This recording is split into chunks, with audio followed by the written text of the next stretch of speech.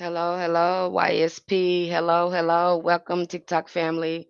Welcome, YouTube family. We're going to have an interesting topic today. I'm going to go over some things that I had went over in our community, Spiritual Roots Hoodoo community on Patreon, and this is going to be a very interesting discussion. If this is something that you're interested in, um, you're going to want to probably hear this and how we break down understanding the Orishas over there on our platform. A really good book to read if you're interested in anything that I'm saying is the it's called The Handbook of Yoruba Religious Concept by Baba Ifa Karade. If you're interested in any of the things that I'm going to be saying here today, that is the book that I recommend for you to read. So again, we're going to be talking about the chakras and the archetypes, how we communicate with these deities. And the first thing we're going to go over, I'm going to talk about, is going to be um, how to connect with the Orishas through your chakras. Because remember, they said that again, they're said that they're connected to us. They live within us, right? Our ancestors live within us too.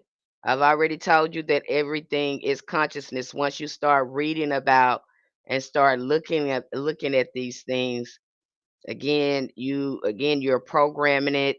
You're putting these archetypes in your mind. You are reaching out again, learning more about them, communicating with them. Everything is consciousness. I hope this making sense to a lot of you.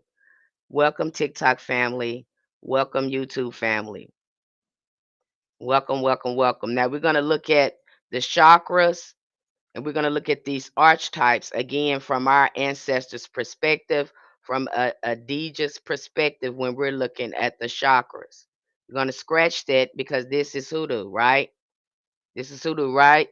And so we want to understand it from our ancestors' perspective. Now, interesting thing when you start looking at the Orishas and learning more about their spiritual concepts, you start to learn more about what's in your DNA and how to access it. Okay, and I'm just scratching the surface here when it comes to ancestral magic. But we go next month, we're going to be going deeper with ancestral magic.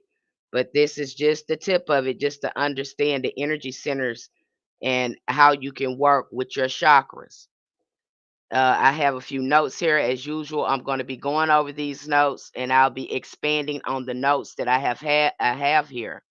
But it's very interesting when you start looking at the Orisha, studying them for yourself. When you start studying the Orisha and these things for yourself,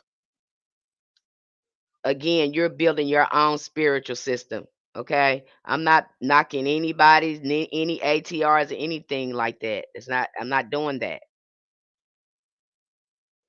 Okay, that's not what we're doing. We're trying to understand the Orisha. This has nothing to do with the religion. I'm gonna put it like that. This has the information that we share here today has nothing to do with the religions. We're talking about the spirits, the elements, the energies itself, and not the religion. We're just looking at the Orishas. Okay, so one of the things here that was said in this book was very interesting. I want you to hear what is being said here. I'm going to read this to you. It says the chakra system is one of the oldest metaphysical maps of human soul, revealing how divine energy flows through the body and connects spirit to matter. In African spirituality, particularly within the Yoruba tradition, this same truth exists through the Orishas, the divine archetypes that embody natural forces, human emotions, and spiritual wisdom. When we merge the chakra system with the Yoruba cosmology, we begin to see that the Orisha are not just gods or spirit outside of us, but energetic frequencies and archetypical forces within us. Each chakra serves as a portal. Remember yesterday I was telling you about those chakras have portals in them. It's taken to different dimensions to speak with different things. And remember, the Orisha are connected with these elemental energies. and so are your chakras. Okay, we're going to dive into it today. But energetic frequencies, archetypical forces within us. Each chakra serves as a portal where an Orisha express divine consciousness through our human form. Now, another way of understanding this, because you guys know I'm a nerd, you can look at the tree of life that, it's kind of how they broke that down. Now, I'm not going to go into that. That's another subject. So, Penny, stay right here. Don't get nerdy. Don't get nerdy. Stay here. Okay, I'm going to stay here, you guys. I'm sorry. You guys know I can get on a nerdy rant. Okay, so the theosophical question in regards to where the Orisha literally dwell arise when devotees begin to sense the unfolding of the Orisha's divine attributes within. Now, this is their book. These are their concepts. I'm telling you, they all have the occult science where you have to go within and start accessing these energies within you and looking at these archetypes. This is the science. I'm dropping gems on you right now. I don't know if you get it. I don't know if you're getting it. Okay. And the people that is in our community, you probably want to be getting this because you got the lecture, but hey, I'm sharing it again. So you might hear something that I didn't say in the lecture on our platform. Eastern and Western tradition alike maintain that the Holy Ones, sacred entities, prophets, and angels do have a focal point in the vast dimension of the human mind and body. Like I said, they are in your mind. These archetypes are already in your consciousness. When you start imagining them, when you start seeing them and reading them stories, your mind, your subconscious is already being programmed to imagine how they look. Again, you're learning more about them, you're connecting with them. So after a while, they're going to get embedded in the consciousness and become real. Okay? They're going to become real. All of this is consciousness. Yogic chakras and internal wheels of energy that exist in the physical spiritual body are examined in this light. Through actual experience and research, it has been noted that within the chakras, regardless of the cultural persuasion, there exists psychohormones, nerve plexi, divinities in the chakras. Tripped me out when I first discovered that and went into a chakra and it was another dimension. It was another portal. And this goes on. And within these chakras, Baba Hemi hit on a little bit, is these different worlds and spirits and realities that are in there. But you gotta go within. The mind knows what once you start studying this and looking at this, the mind already, because the mind is nothing but a computer, and you start absorbing this information, it automatic start again organizing it and programming it into the subconscious. And the more you focus on it and your will intent, when you go into meditation, you will have these experiences. I hope this is making sense to some of you. All of it is, most of it is going to be in your mind, the wheel of the mind. The root chakra, again, is associated with Shango. It's the foundation of our sense of security, strength, grounding in the material world. The energy of Shango, the fiery king of thunder, again, it's probably going to be fire energy. Again, you're dealing with fire spirit. Shango is connected with the element of fire. See where I'm going with this? It also makes sense why our ancestors was going out in nature and doing their work out in nature. His presence is within the root chakra, stabilizes our energy, giving us the confidence, ability to confront challenges head on. Through Shango, we learn to master our physical environment and claim authority over our own lives. When the chakra is balanced, we feel empowered, confident, fearless qualities of the divine warrior within. And even in this book, again, they go into meditation sessions where you focus on the chakra and that energy of Shango when you're meditating on that chakra. Okay, this is the mysteries, but I'm sure there's more mysteries with this. I'm sure there is a meditation where the priest is walking you through this again to identify uh with these energies because they are within you. I'm not talking about the religion, I'm talking about the Orisha. I'm not talking about initiation. That's not what I want to keep saying that because again, when we start talking about ATRs and they just some of them assume because we're talking about the Orisha, we're talking about the religion. No, stop it, quit it. We can be talking about God and not even talking about the religion. The same applies here. Same applies here. We can talk about God and not talk about religion. Same applies here. We're not talking about Christianity. We're not talking about the ATRs here. We're talking about the Orisha. I want to be uh, very clear about that because it seems that some of us program when we start talking about the Loas, we start talking about um, the ATR, Ifa, Lakumi, or whatever. We start talking about the Orishas. Ifa, all them that comes into mind. We're not talking about that. We're understanding and studying the energy of the Orishas. That's what we're doing here. Okay? We're not talking about Ifa. I don't need nobody coming in here telling me you didn't. We're not talking about initiation here. We're talking about these energies, and it's more ways than understand them than from your religious aspect. Okay? They were here before the religion. I am black. Do I get initiated to hoodoo or just voodoo? There is no initiation in hoodoo.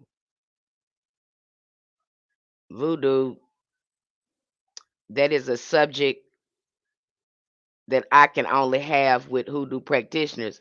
But voodoo, it is said that you must be initiated. That's what it is said. But through hoodoo, we look at that from a different perspective. So that's why we're having this discussion here today. Okay, so again, the sacral chakra is connected with Yemaya, Yamoja. The sacral chakra governs creativity, sexuality, emotional flow, the waters of life, and Yemaya is the mother of the ocean, flows here as the nurturing source of emotional healing and creation. Okay, by honoring her within, we reclaim the sacredness of pleasure, creativity, and emotional freedom. Now, she is associated with the sacral chakra. Again, there's meditation. Get the book. Again, it's called Yoruba Concepts. Let me go back and look at the title of the book. The Handbook of Yoruba Religious Concepts. So you probably want to go review that book and sit with that book. We have so many other books that explain this as well, but this is one of the books that kind of center around understanding the Orishas. Okay, so let's look here. Now we look at the solar plexus is associated with Oshun. Okay, it is associated with her. So if you were again exploring these worlds, getting in contact with these deities, going within, working on your archetypes, they're telling you this. Okay, her warmth awakens the inner light, charm, and joy. Oshun reminds us of that confidence that flows. We honor ourselves as vessels of divine beauty and worth. She transforms from ego into grace, showing the true power shines through love, compassion, inner radiance. When the solar plexus is aligned with Oshun's energy, we attract prosperity, harmony, with ease. Okay, so not only are you going in here, are you seeing a theme here? Because each time you're going into a chakra, you're balancing your energy, you're aligning your energies with with the Orisha's energy, because it's dealing with that character, having you work on your character to be able to align with these Orishas.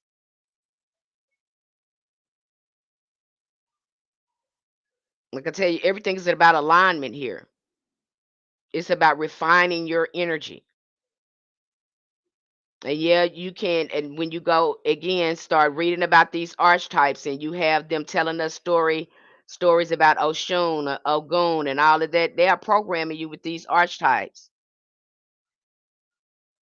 They already start putting it in the collective consciousness by us reading these stories and listening to these stories. This is the reason why our ancestors tell stories. This is the reason why that Bible was so important, because you have those archetypes too being put into the collective consciousness.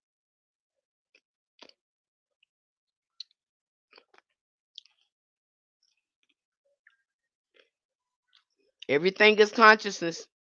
That's why you have to be careful what you listen to, what you're listening to, what you're reading, what you're taking in. Okay? That's why they're telling you that. So it's already in there with you. You just have to go within and access it. Now, the heart is associated with Ogun. Ogun is the representation of the heart. He teaches endurance, protection, and commitment to justice.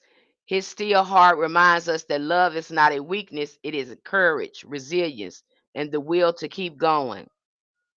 You hear them people say, oh, he got hard. Yeah, that's Shango. I mean, Ogun. Ogun got hard.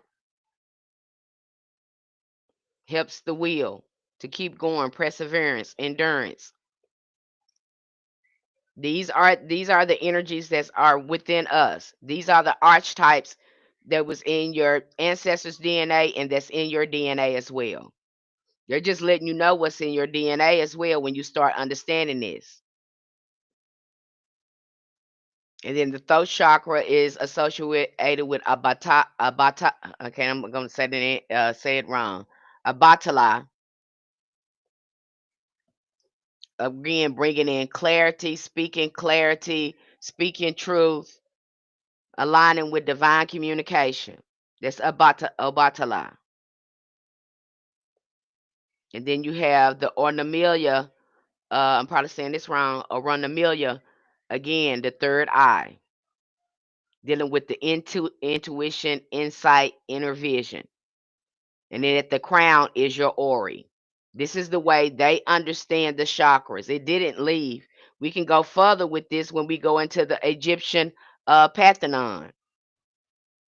Anyone have any questions going forward before we even jump into the Egyptian Pantheon? Because it gets very interesting when we go into the Egyptian Pantheon and looking at the chakras too. Again, we can line these chakras up. Probably with each Pantheon, our spiritual systems, and there you're going to find an archetype. You're going to find an archetype within each chakra. And with each chakra, they are connected to some form of element because we are the four elements, okay? The elements are within us, and we are the ether, the fifth element. I hope this making sense to some of you. I might be losing some of you because some of you probably think, oh, this is boring. It sounds boring, but this is the very thing that you're going to need to really understand how to access, find ways to access these energies within yourself and balance these energies within yourself. Everybody wants to do the fun part. Everybody wants to pick up the magic and do the fun part, but don't nobody want to do the energetic work and maintain the balance so they can keep doing the fun part. This the part don't nobody really like because don't nobody want to sit down and learn nothing. We want to be entertained. If we somebody do tell us something, we want it to be entertaining. Why they tell us? We're like little children. Okay. Yes, it does make sense. Okay.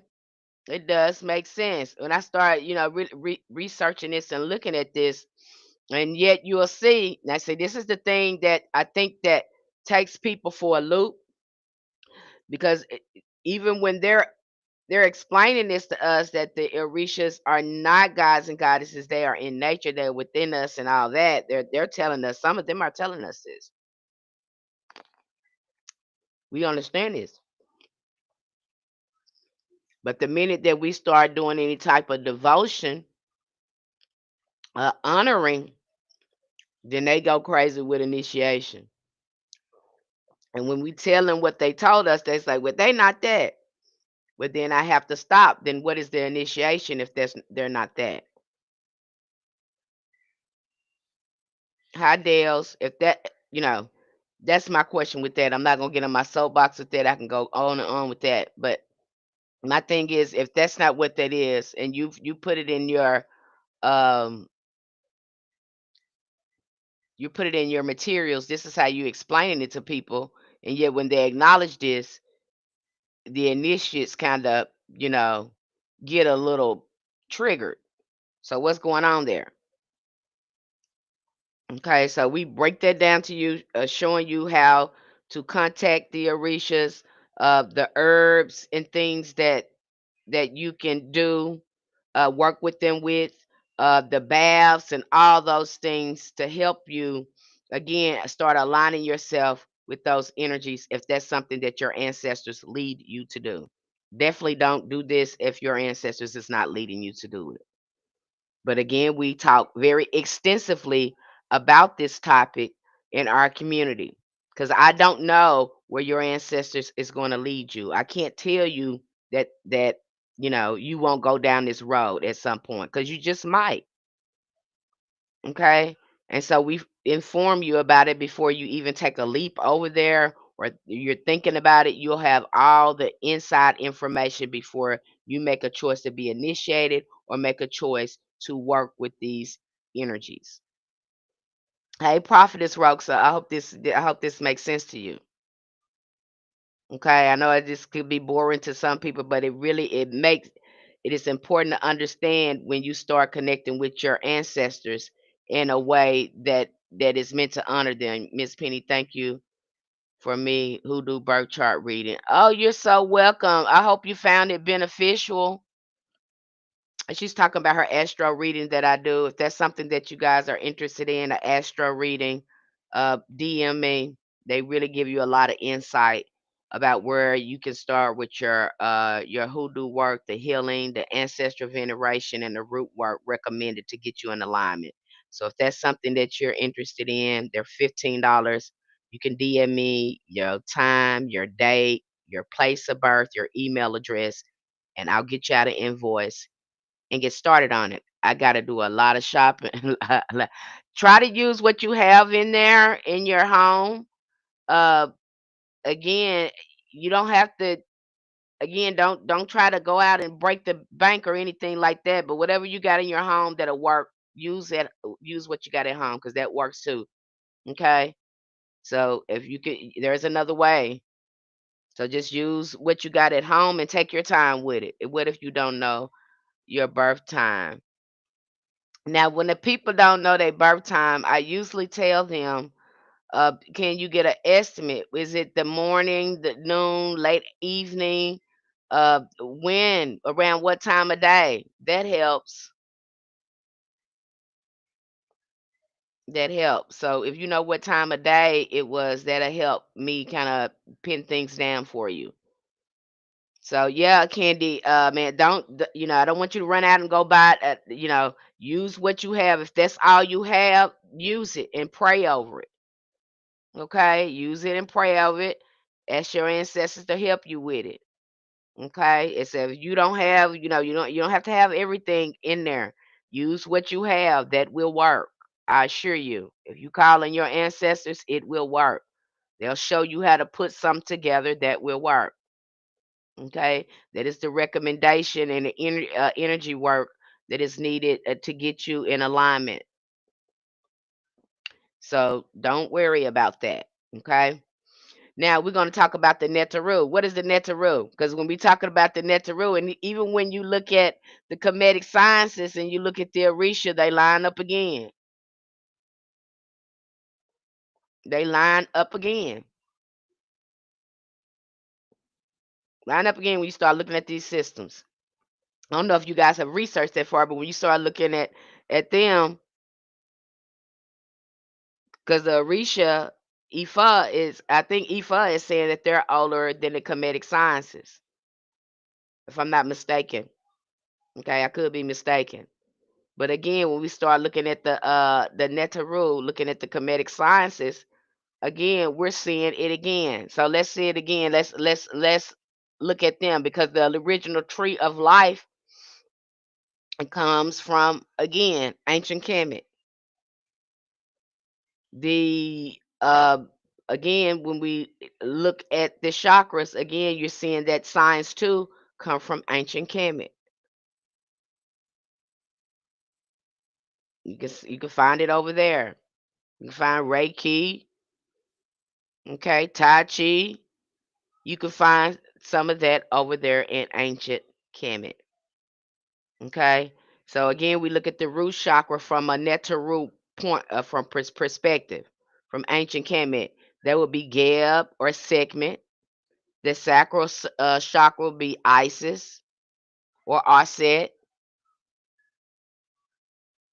The solar plexus would be Ra or Bastet. The heart would be Mayat. Okay, same thing over here. Same thing when you start going into these things. The throat would be represented by Dahuti. I'm going to show you this from a divine feminine perspective, because when I look at ancient Kemet too, I have to remember that's me decolonizing it. That again, it was divine feminine before the males were came into there. This so-called masculine. Okay, so the throat is associated with the hootie. Again, communication, speech, writing. Okay, and then the third eye is associated with segment or eye of Ra, as eye of Ra. Intuition, perception. And then you have the crown chakra. It's represented by the Ka, the higher self, the Atom. Okay, so you're seeing the same. You're seeing kind of the same similarities there, and then a way that you can access these energies within yourself, because the Neteru is you within you. Without, again, we have that same concept, uh, almost that same concept with the Neteru that we do about the Orisha. Hi, Empress. Same concept. They're linked with natures. The chakras are a link with nature. Our ancestors understood this, and they also are linked with archetypes. Which if a lot of you have listened to Bobby Hemmett, he's told you that.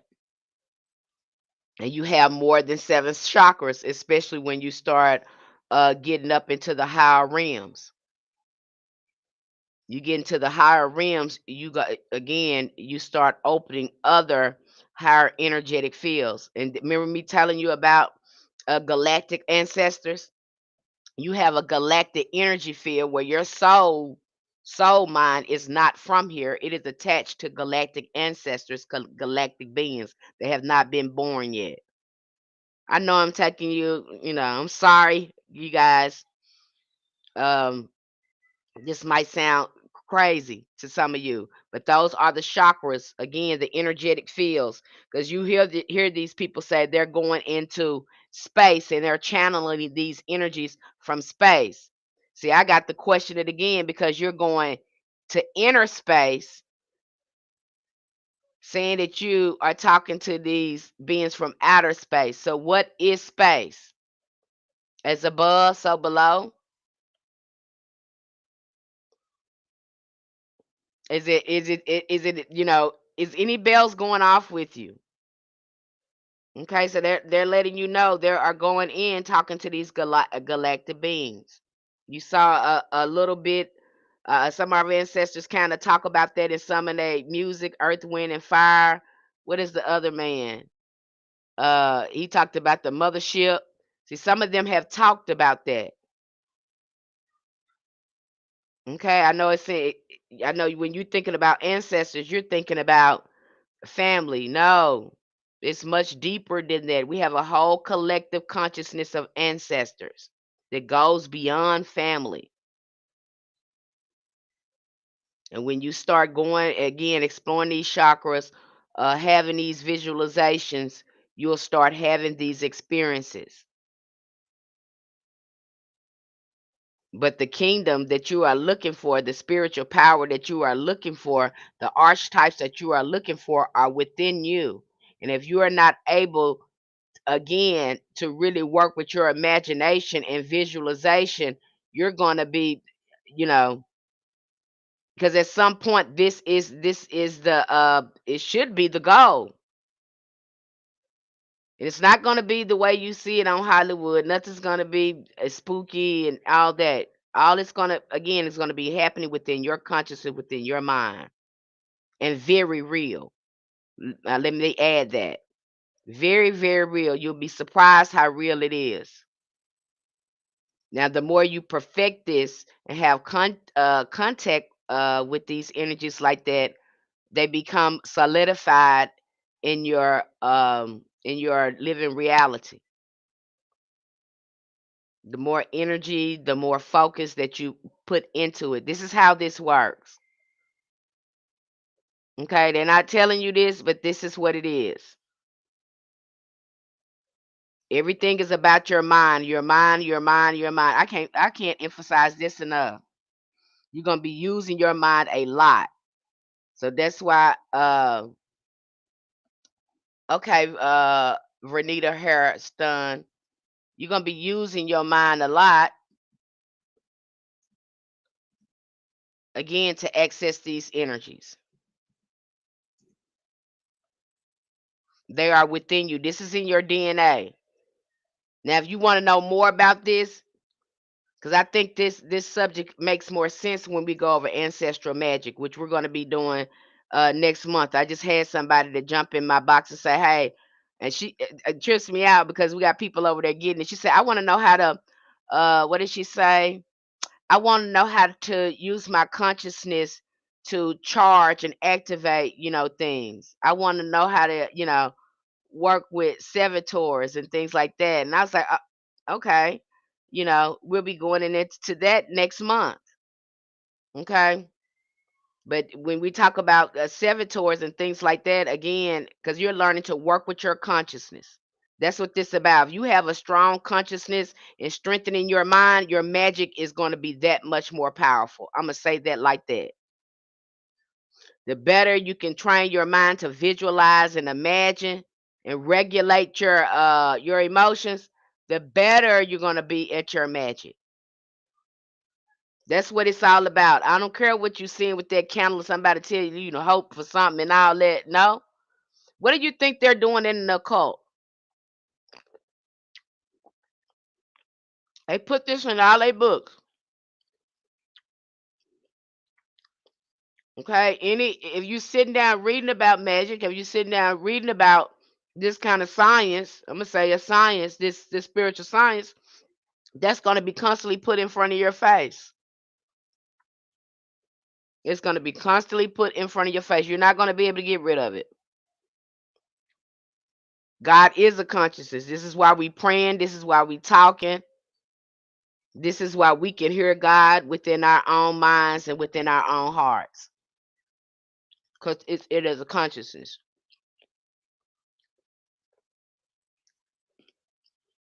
And if you want the line to be more clear, you have to go within and start getting gunk out of you that people didn't put in you that ain't supposed to be there.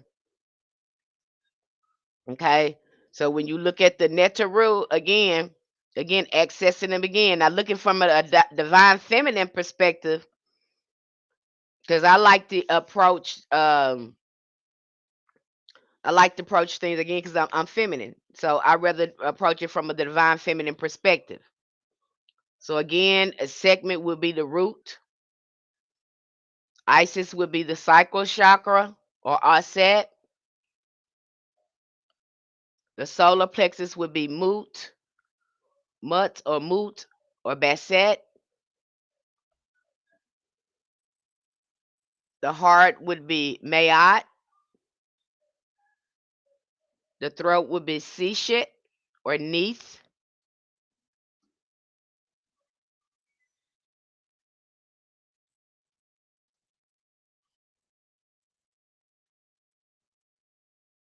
And the third eye would be, again, Watchet or Isis, the queen of magic. And let's see here. The crown chakra would be, again, Newt. And so that's how you can see it again from each perspective. But all these archetypes are inside of you. Now, let me take this a little further because I want to take this a little further with you guys. Now, when you start reading about these archetypes, again, talking about these spirits, they're going to tell you this. When you start again reading about these spirits, this is why they're going to tell you how they look. A lot of these people, they're going to tell you how it look. Why are they doing this? They're already, again, getting your mind ready. They're forming. I don't even have a word for it. They're forming uh, an avatar. Let me say that, giving you an avatar, an image, avatar image to again start imagining the spirit as looking like. But you can have that spirit look like anything. Again, this is your imagination. This is your virtual reality. Hyundai is wasting out. It really, when you know how to use your imagination, again, you can create, you can start shifting things in your reality.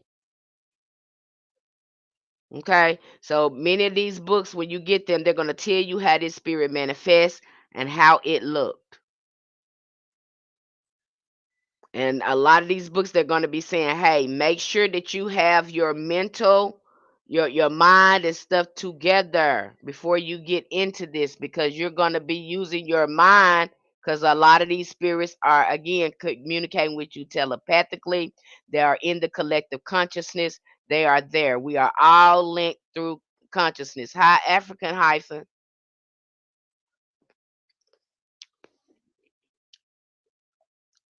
Your mind is going to be essential. Okay, now you do get some people that is born with more of these psychic abilities than other. And I'm going to say this, however, all of us have the ability to communicate with these spirits. We just have to learn to trust it. Document what you are experiencing. And before you know it, you'll be have spirit guiding you. That's why divination is important here. You need to have some type of divination going on to confirm your communication with them, documenting moments of meditation, at least being able to sit down for 20 minutes and visualize. You're doing it already, and what will help you is turning off your TV, looking at images, and doing some reading. It's going to strengthen the imagination. I know a lot of people don't want to hear that. They don't want to hear that. Now, if again, if you want your magic to be strong, you want to go in it in a way where it's not a lot of trial and error and things like that. This is the best way to do it. If you want to get some results, see some results. Okay? This is the best way for you to do it. And you do have access to these energies within you. When you start owning it and understanding it, when you set the intentions that I want to communicate with Sekhmet, I want to communicate with Tahuti, I want to communicate with Aset, I want to communicate with Oshun. Because once you start setting up your table, again, going into these realities and start trying to access them, you're going to probably knock your socks off about it. It's probably going to knock your socks off. You'll be amazed at the connection that you have. And these people have been telling you something different, but this is the power that lies within you. This is within your DNA. You already do it. We already doing it now. We do dances. We act like our ancestors. We don't know why we do the things we do, why we have the customs that we got, why we dance the way we do, why we sing the way we do. Our ancestors are already in you. Now you're going in there with intention, opening that up. They've already put it in you when they was talking to you about hoodoo. When they was talking to you about how John the Conqueror. When they was talking to you about Brown Rabbit, they was already programming you with hoodoo. It's already in there. You can't get away from it. It's in there. You might as well open it up and look at it because that's the power you have. And sometimes it seems so easy. Spiritual contact is so easy. It seems like you are making it up or it's not real, but it's very, very real. We're getting ready to dive into epigenetics and understanding ancestral magic. And so, if that's something that you are interested in, um, I recommend you get in there because next month we're just going deeper with this conjure to help you understand. Good evening, Lovick Chucky. Okay, again, we make it easy for you to understand these spiritual sciences. Very easy for you to understand. So when you're looking at when they're talking about these archetypes under Orisha, and you start learning about them, you're already again building the archetype in your mind. You're just remembering. You're remembering. That's basically what you're doing. You're remembering what's in your DNA. Okay? And we break this all down on how to contact these different energies within ourselves and work with them, giving you all the manuals, the resources, so you can see for yourself. It's not enough that someone sits here and tell you about it. It's better if you sit with the information and let your ancestors guide you through it. Because once you sit there and start thinking, and these thoughts come up, then again you're activating again those ancestral memories because it's there. I hope I'm making sense to some of you. You just have to remember and then know that you have access to do it. Now, Carl Jung, Young, he talked about this too. The psychologists have talked about ancestral memory. They see it in us because they try to wipe it out, but yet it's so strong in us they can't get rid of it. And you have that same ability, uh, again with these spirits, just like we have an innate ability. The soul that we have in us is so intense. That's why we have our own music. We have soul music. You can hear it in our gospel music. You can hear it in the blues. You can hear it in R&B. Okay, you know that is unique.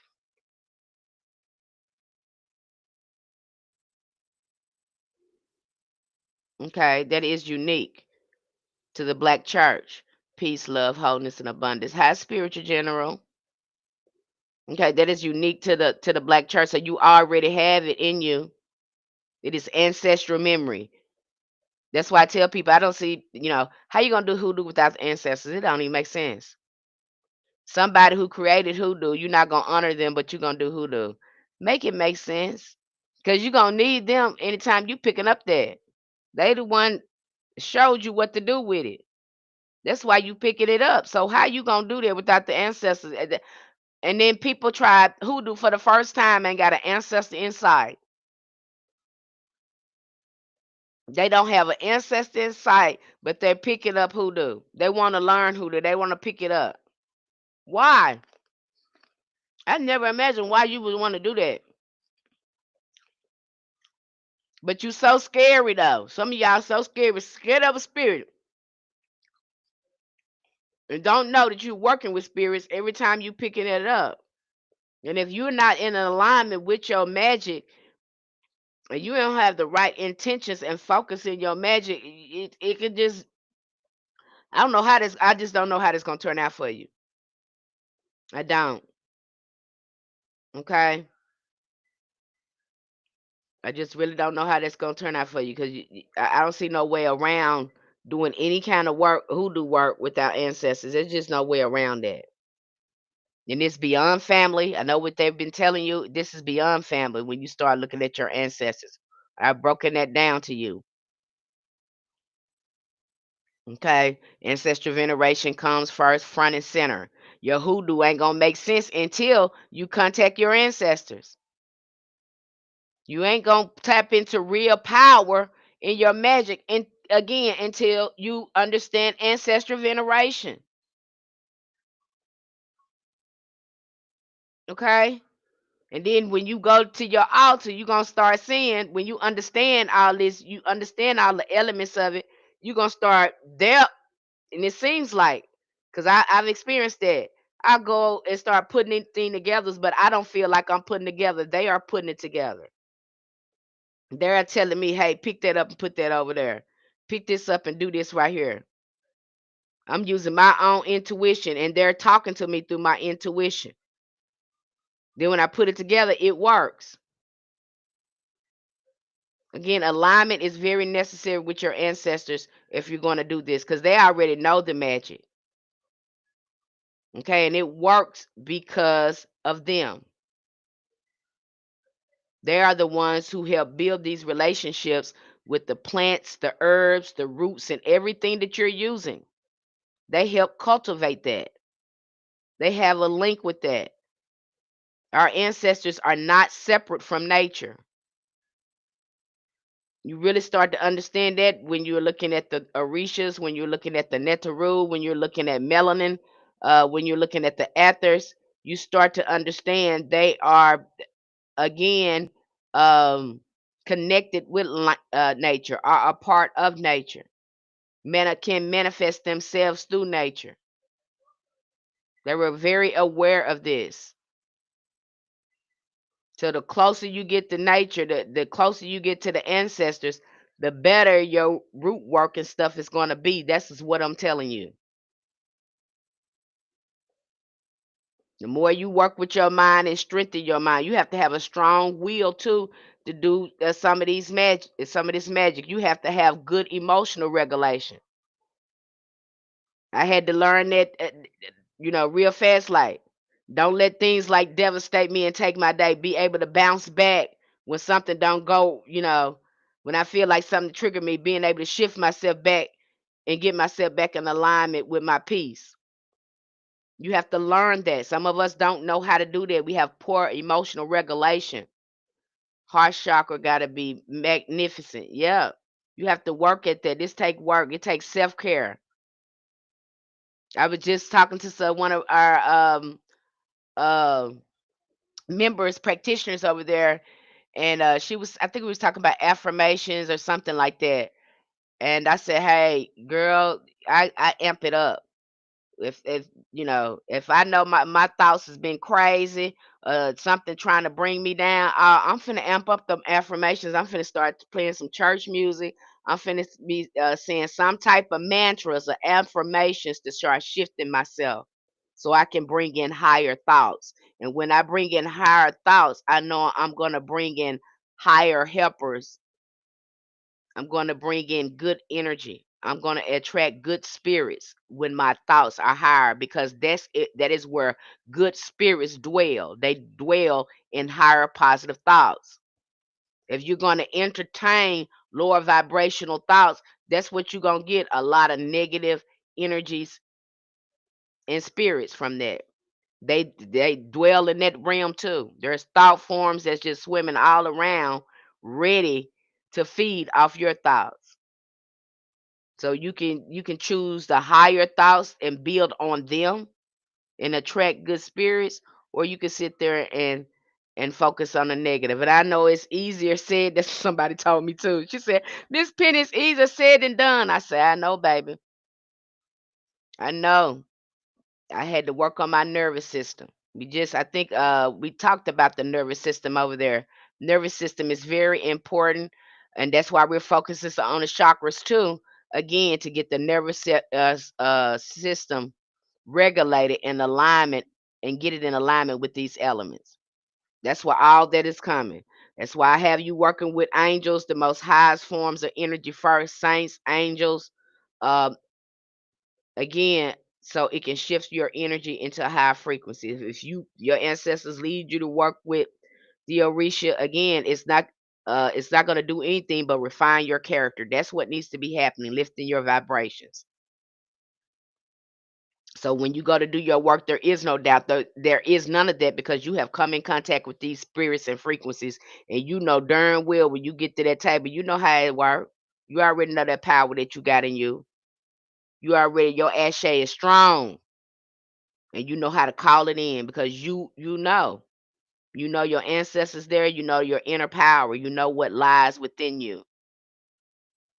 You have cleansed yourself out, you have purged yourself out, and now you know how to move your energy. This is about knowing how to move your energy too. We just ain't been taught the right way, you guys. I'm just telling you, when you get into these kind of occult sciences and stuff, and this is what they're doing in the occult. They're learning how to use their mind.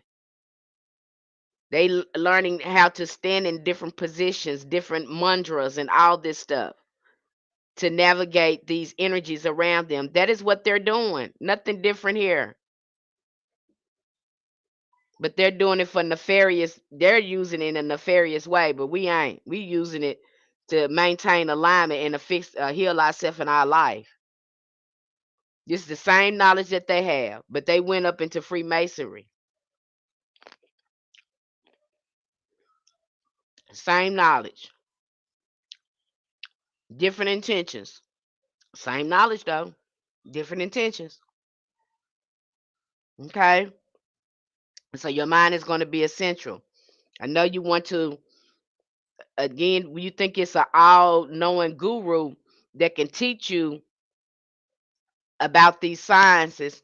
Really, the guru can only teach you, or the teacher or mentor can only teach you how to trust and have faith in the spirits. That's what you really want, because you ain't gonna be able to get nobody else's magic. You gotta get your own. Do you offer mentorship? Yep, I do, over there in my spiritual roots, over there in our community, spiritual roots hoodoo community. You're not gonna get anybody. You're gonna have to follow spirits, because each practitioners, no matter what books you read, they're talking about their spiritual practice that they build in following spirit. That's what you're reading about there. In each book, they're sharing it with you. That's all I can share with you now. You can do some confirmation through their experience by the comparing it to your experience. You know spirit is working with you, but ultimately all of us have our own spiritual path and relationship that we are to develop with our own spiritual course and our ancestors. All of us are supposed to be developing our own unique ancestral magic. This is not a religion. You're going to be following these spirits. You're going to be following your most beloved ancestors, telling you how they want the practice to be built, and documenting the work that they show you to pass it on to your children. That's exactly how it was done for us. A lot of the things we learned, it was passed on to us by our ancestors. We didn't know what they was teaching us, but that is what they were teaching us. Now we got something to work with. We have ancestral magic to work with. Same thing you're going to be doing. Is it going to look like everybody else's? Probably not. I would be very, I can say this a lot of times. I would be very concerned if your spell work look exactly like someone else's, because you have two different minds. You have two uh different perspectives that you may look at things. The only way that magic is probably supposed to be looking identical if it was familiar, that everybody in the family got passed on to do it like that. Because your ancestors, again, is different magic. You got some ancestors that never lit a candle. They only work with jars, or they only work with mojo bags, or they only work with petitions, okay? Or they only work with incense, or they only work outside in nature. All of them did it different. Some of them just work with herbs. Okay, it just all depends. You just gonna see all kinds of stuff. Okay, you just gonna see all kinds of stuff. Don't mean that it's wrong. Okay, just different ancestral magic that your ancestors practice within your lineage, and you will see that happen. And you should want to develop your own magic than looking at somebody else's, because that's something that their ancestors told them to do that's going to work, that works for them. The goal is to find your own ancestral magic and how to tap into it, and they will show you. That's why ancestral veneration is the first line of business. You need to be listening to them and sitting down and being quiet. This the part don't nobody like. You won't be doing a whole bunch of spells. If you do, you're gonna be doing them things on you to fix your life, to help your life. Okay, but you have the access, you have the know-how. It's all in you. Nobody is better than you. Some people are more clairvoyant. Some people have psychic abilities more than others. Some have to work on them. You got some people that don't. They're not clairvoyant, but they feel really good. They know yeah, they're very empathic. They can feel really really good. You got some people who's clairvoyant, who got clear hearing. They can see really really good. Okay. You got some people that's claircognizant. They just know. I think that's the. I don't like that one because that experiences. I don't like that. I experienced that one a lot. Don't like it. Okay, but it's there. You got some people that just know things. Okay, but everybody gives is going to be different. And the only way to know that, you got to get somewhere and sit down and go within. That's why I said, you heard that saying that Jesus said, "Shut the door, go in a private room," or something like that. That verse say, and he goes within. It's about going within. This is not real. These eyes that you are looking at right now, that's all that stuff ain't real. What's real is what's within you. What about doing what feels nice for you and sharing it with them?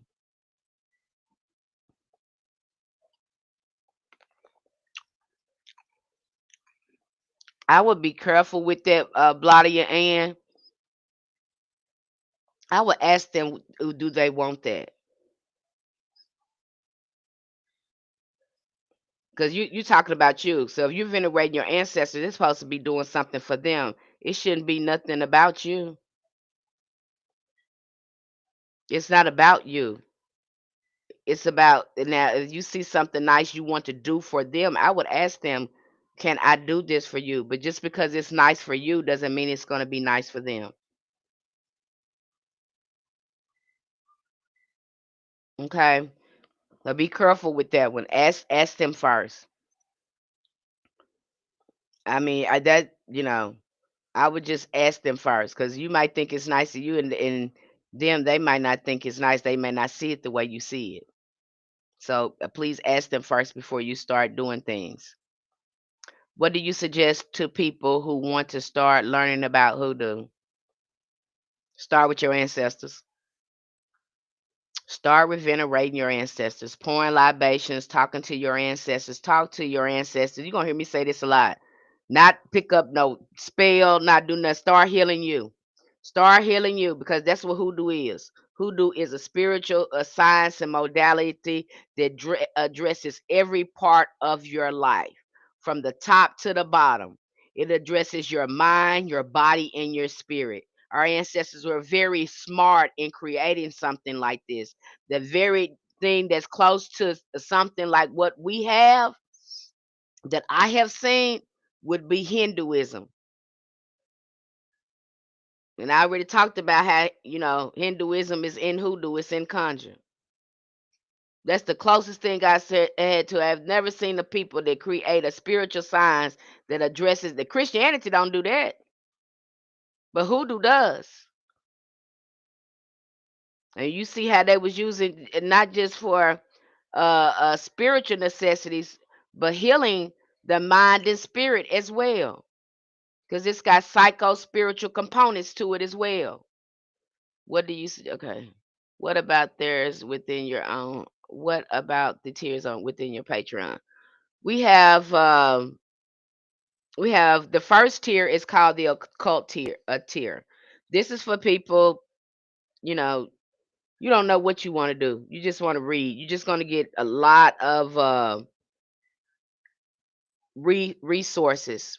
Okay, a lot of reading resources and documents and things like that.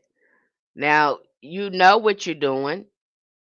You got your ancestral veneration together, but you want to amplify it. You've done your shadow work. You got your ancestral veneration together, but now you want to amplify it. You want to amplify your magic. You want to uh, grow on it. The ritual membership is good for that. Then we have the conjure, and that the ritual is only $10. Then we have the conjure. Now the conjure member, I think it's $20. This is for people. I got my ancestral veneration together. I got my ritual together. I know what I'm doing. My ancestral veneration is together. I got my ritual together, but I'm ready to work with some spirits. I want to get to know these spirits. I want to be able to work with spirits now. I want to be able to work with different deities. I want to know, how do I approach that? How do I start doing that? That is for them. Okay, you're not scared to conjure a spirit. You're not scared to look at a spirit on the astral realm. You very well rounded in ritual and ancestral veneration, and you're ready to start working with deities, growing your practice. Okay, those are more focused on that. Now, get to the know thyself member. That's for you don't know anything. You're ready to do everything, but you don't know anything. And you really want to know everything and you don't know anything. And over there in the Know Thyself membership, you get the shadow work. You get my whole full program and workshop for shadow work. You get all the conjure stuff. You get all the ritual stuff. You get all again the beginner stuff. You get everything in the Know Thyself. It's a whole package in the Know Thyself. That's 30, I think $33 a month. The whole self mastery from top to bottom. The other ones are just focus, and the know thyself is everything. Um, and a lot of people think that they can skip the shadow work. Shadow work is ancestors work. I don't like that. It's kind of it looks separate from the ancestral veneration, but it's character work. It's healing work. You got to remember that you are born. You inherited generational trauma. This was born out of survival. The baths and the hydrotherapy is to address that. Honey, when you start realizing that, start to heal yourself and you see how shot the hell our nervous system is. Oh, I don't want to get mad about it no more. God, every time I think about it, I get upset. When you see that, because you don't know that. Okay?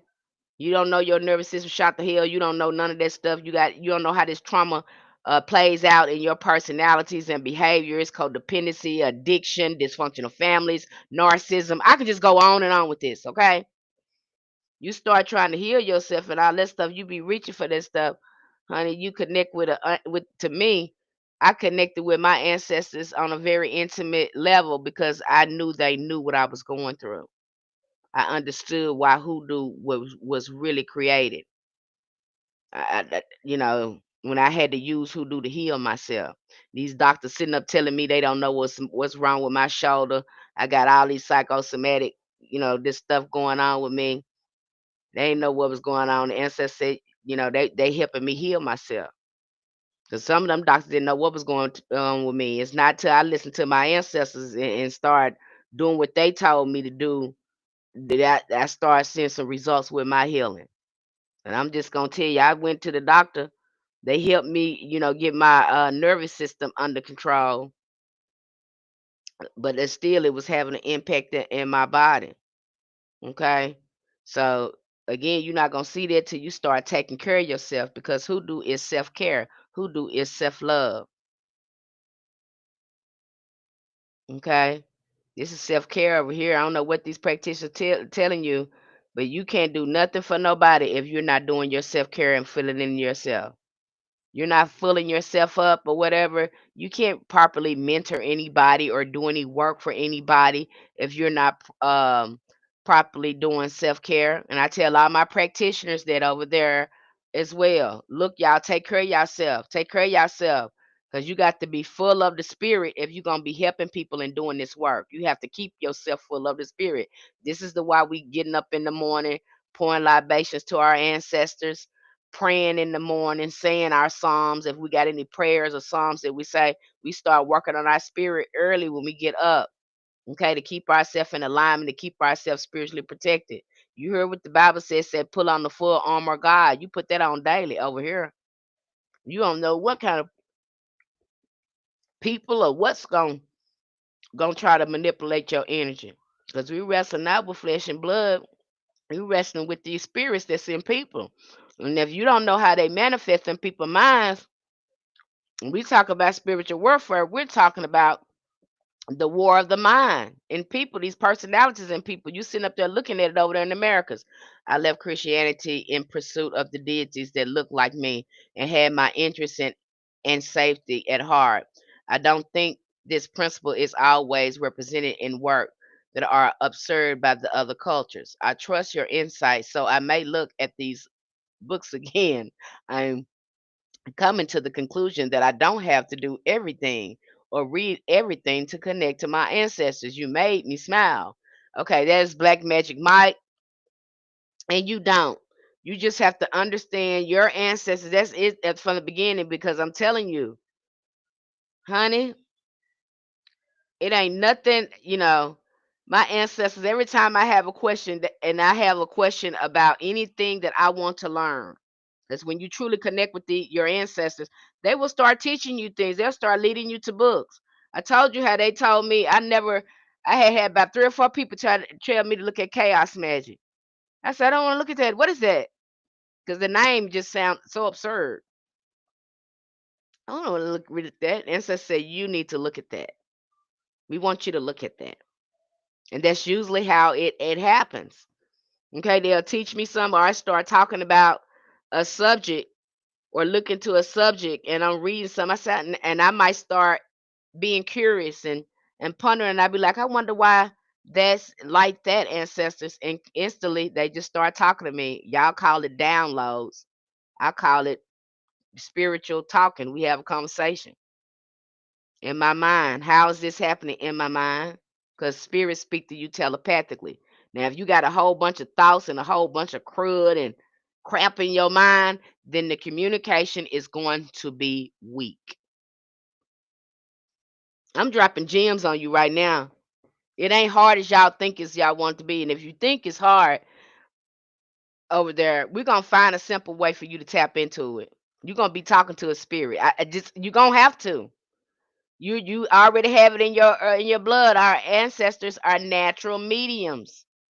Okay, you seeing these folks come to our ancestors, to the best hoodoo and country people in the town. They going to us to communicate with spirit. Okay, you see it in that church. Them ancestors start talking and singing, and you get chill bumps all over you because you know the spirit is in there. They know how to do this.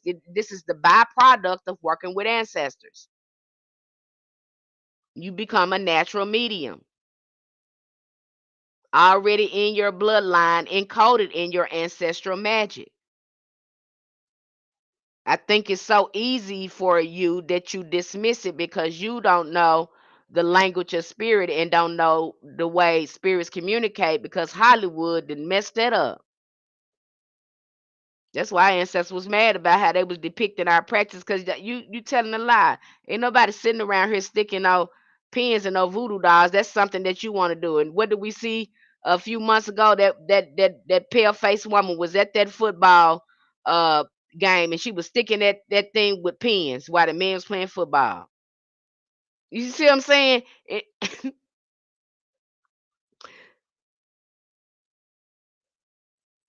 That is how they mind think.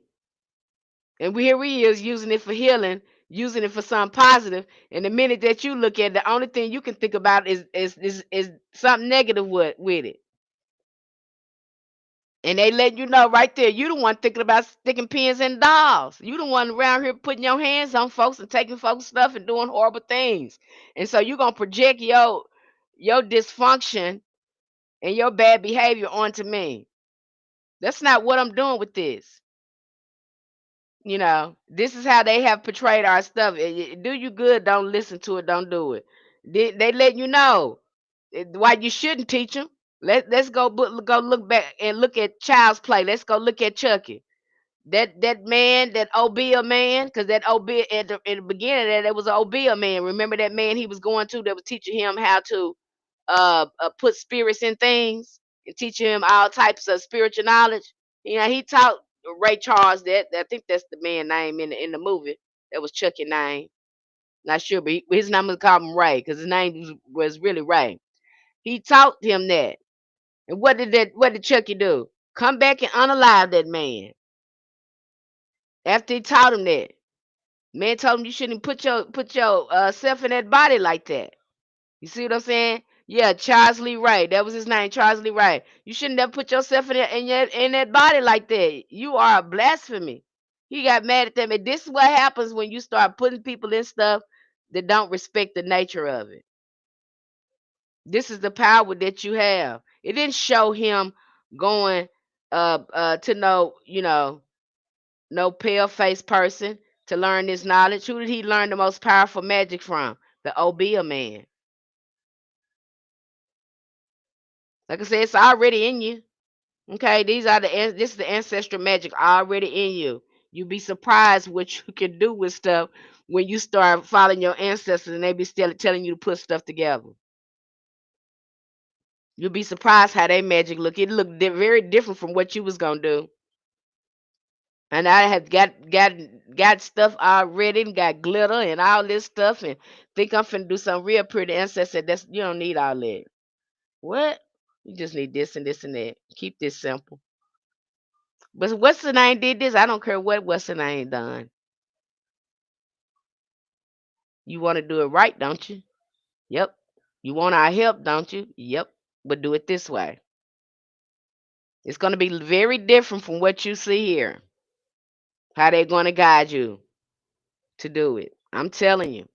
I'm telling you, I got people over there in our community right now that are doing things I ain't never seen nobody do before. And it's working. Maybe like my ancestors told me to do it. I'm like, okay. If it's working, yeah, it's working. Okay. I ain't got nothing to say about it.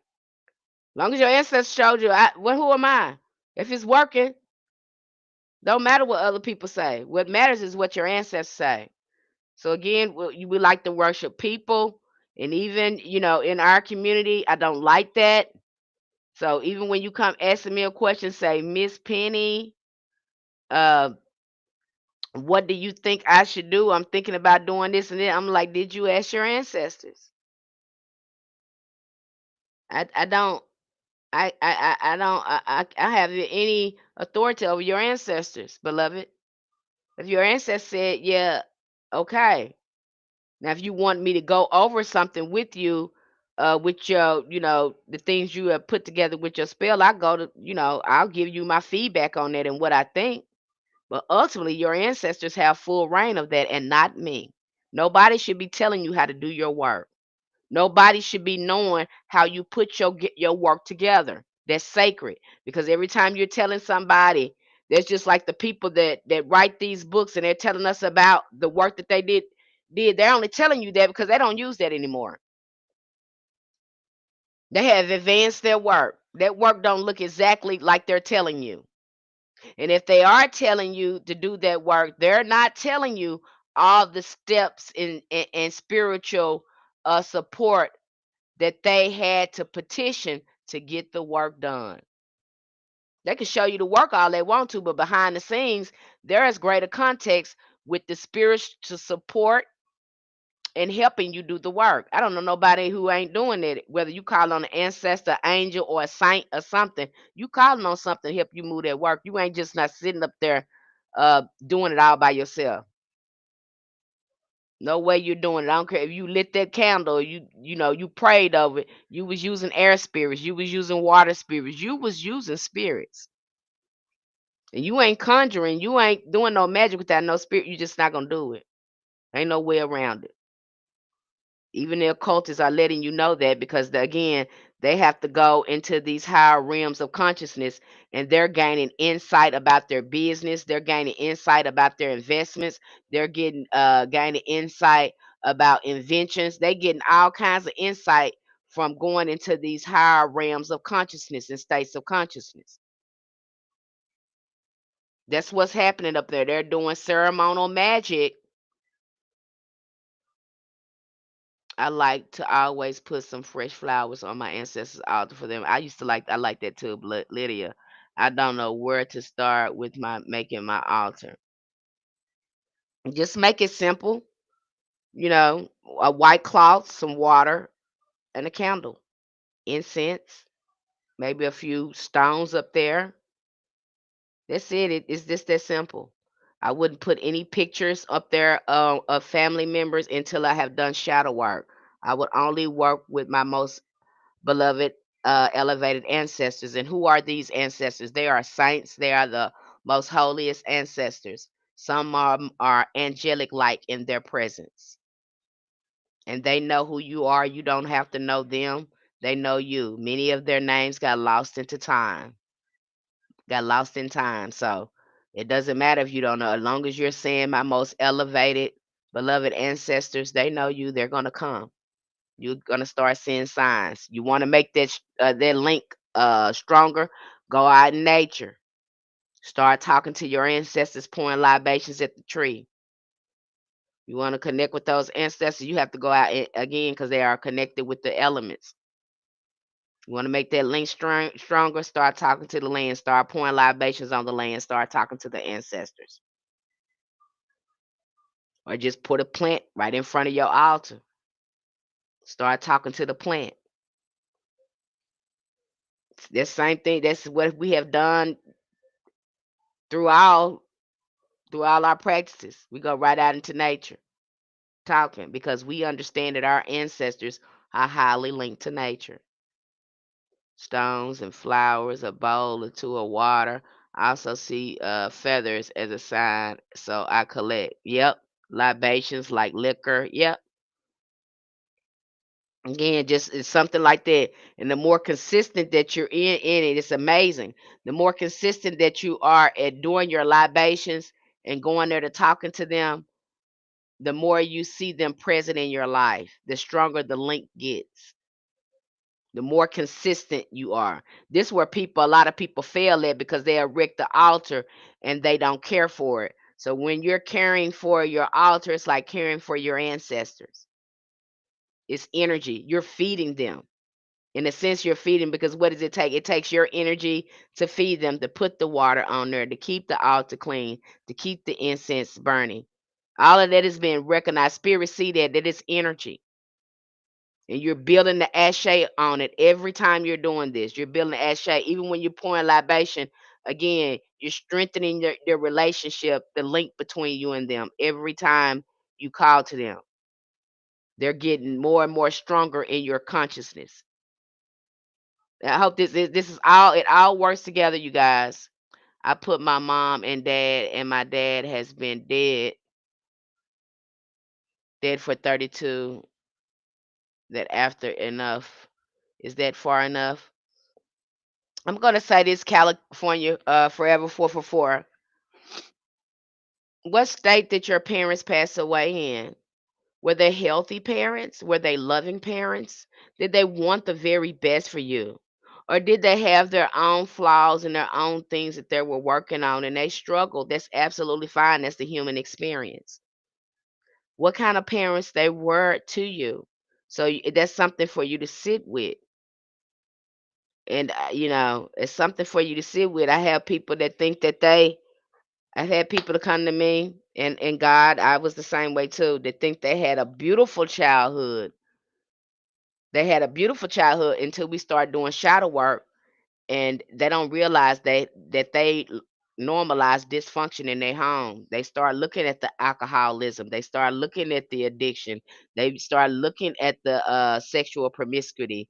They start looking because goes on, but because it's so prevalent among our culture, we have normalized a lot of these behaviors. They was abusive to us. They was kind of mean to us. They did, they did have PTSD and triggers and stuff. Some stuff was going on with them that caused them to lash out and act the way they were acting. Okay, so I would recommend that you sit with that. But if they were loving parents and they were healthy parents and a healthy family, ask them before you start sitting them on the altar. Ask them, do they mind working with you and developing a closer relationship with you and you're needing their help. Don't just slap them on the altar like that. You don't want nobody telling you to do something they ain't asked you. It's the same thing. They done volunteered you for something you ain't even knew you was supposed to be doing. So ask them. Okay. Call them they were both loving and good to me. Okay, then I will probably use them then. I will put them on, I would ask them first. Ask them first and start pouring libations. Would they like to work with you in what you're trying to do? Ask them first, because I don't know how they're gonna feel about your practice either. Okay, I've heard to switch your water every few days. Yeah, at least once a week I switch my water out. I renew my water once a week. You know, and some people do it every other day. It just all depends on you, how your ancestors leading you. Should you use Florida water to clean the altar? You can if you want to. You can smudge it, whatever, how your ancestors leading you to do it. But yeah, you can do it that way if you want to. Can you put yourself on the altar? Do not, if this is an ancestor altar, do not put yourself up there. Do not put yourself on an ancestor altar. Don't do that. Don't put pictures of yourself on your ancestors' altar. Okay? Don't do that. Because you're gonna confuse the spirit. You saying you want to be over there with the ancestors if you putting them on that altar. Don't do that. Okay? If it's a family member that's passed away and you're on the picture with them, do not put that picture on the altar. Because you send the sign to them you want to come where they at. Okay? They looking at these symbols too. Don't do that. So don't do that, okay? Hi, Miss P. Can I ask a question? Go right ahead. Ask a question. What's the meaning of dreaming with the tiger? That can be have a variety of meanings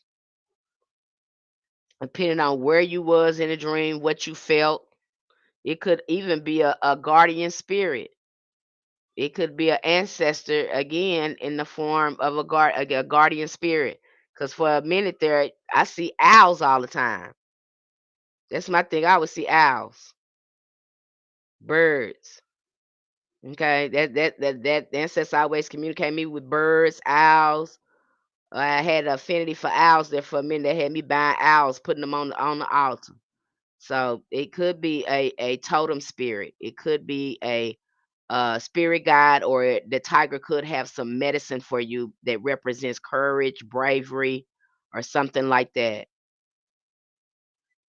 Okay, but you can also look that up and see what that means, because they're always talking through animals, through nature, and sometimes in meditation you'll have these animal spirits come up. It's because they have a sort of medicine to provide you with, these spirit animals.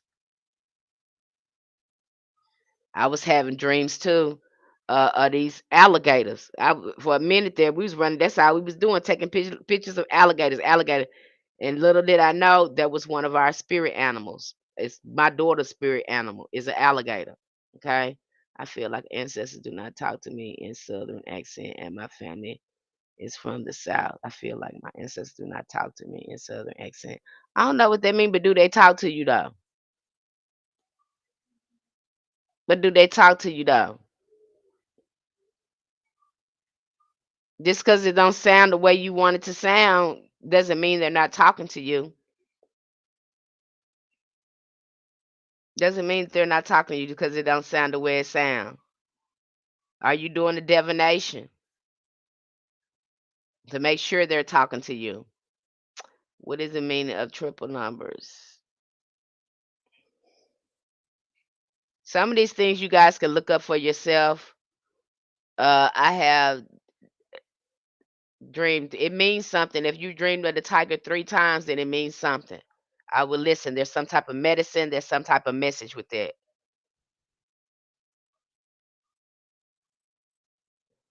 Just because they don't sound Southern, that don't mean it's them. I have an ancestor to come to me, and she's an older woman. Might be a different ancestor that you are speaking with. Maybe the ancestors that you are speaking with are not from the South.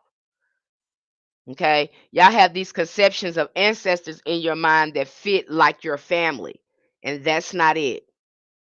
Now, if you're talking to your family, yeah, it would probably sound like your family member if you're talking to them. But if you're talking to your most elevated ancestors and you thinking it's going to be like the family that you know inside your mind that you have, you're in contact with, no, it's going to be different because we're talking about ancestors. Again, we're going beyond some of your family members, some of the people that you know as family. I know this sound immature, but what if you put Pokemon cards on the altar or teddy? Why are you putting that on there? You putting it on your altar or the ancestors' altar? Why are you putting that on there? Is your ancestors leading you to put that on there? I don't even know how to respond to that. It makes so much sense. Now, yeah, it's beyond for sure. Okay, it's not just family member. You think they supposed to sound like they just left off the slave uh plantation and all that. No, we're talking about our most elevated ancestors. Some of them were not touched by that. When you go to calling on them, we're calling on our most healed, enlightened ancestors. Okay? That's what we're doing. They're not gonna sound like they just left off a plantation, some of them. They're gonna be just as clear as me and you talking. Okay. And if you're dreaming of something 3 times, again, Google it, look it up. Stop asking people. That's one of the same. The ancestors is leading you to look it up for yourself, and for you to look at the meaning, and for you to evaluate the dream and what was going on with it, and you to find peace with the meaning when you look for it. So with people just telling you stuff, that's not really helping you.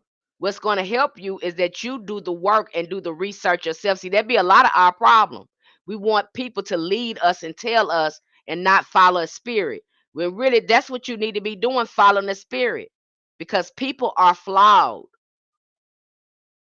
Okay. Some people don't even want you to have a spiritual connection. You be having this experience, they're gonna tell you no, that's not what it is, and you know what it is.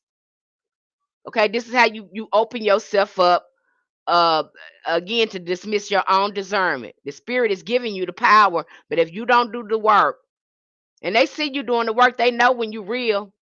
That's why they giving it to you. See if you're gonna look it up. Is you gonna get the message? Is you gonna dive into it? Are you going to trust what they're telling you? Not what a person is, because you again you deny your power every time if you're looking for a person to validate your experience. You don't need their validation. You need to just validate that you are getting the information from spirit. That's why they're giving it to you. You fact check. You're validating because they're giving you something to work with, the fact check to let you know, hey, we are here. Go look this up. We showing you that we here. Okay. If you having a problem with communicating with them, I can see you asking somebody, hey, is did I get this right? Let's do a reading or whatever. But this is why we go over divination on all that, so you don't be running around here being confused. The cards of from divination or clarification through communication with them are good for the altar. Yes, I automatically put my tarot cards and things on my altar, on my ancestor altar. The cards that I use for my ancestors, I put it on the altar because that is their line of communication. It belongs to them. So it's those cards. I have particular cards consecrated to ancestral readings. I have particular cards for that. Okay.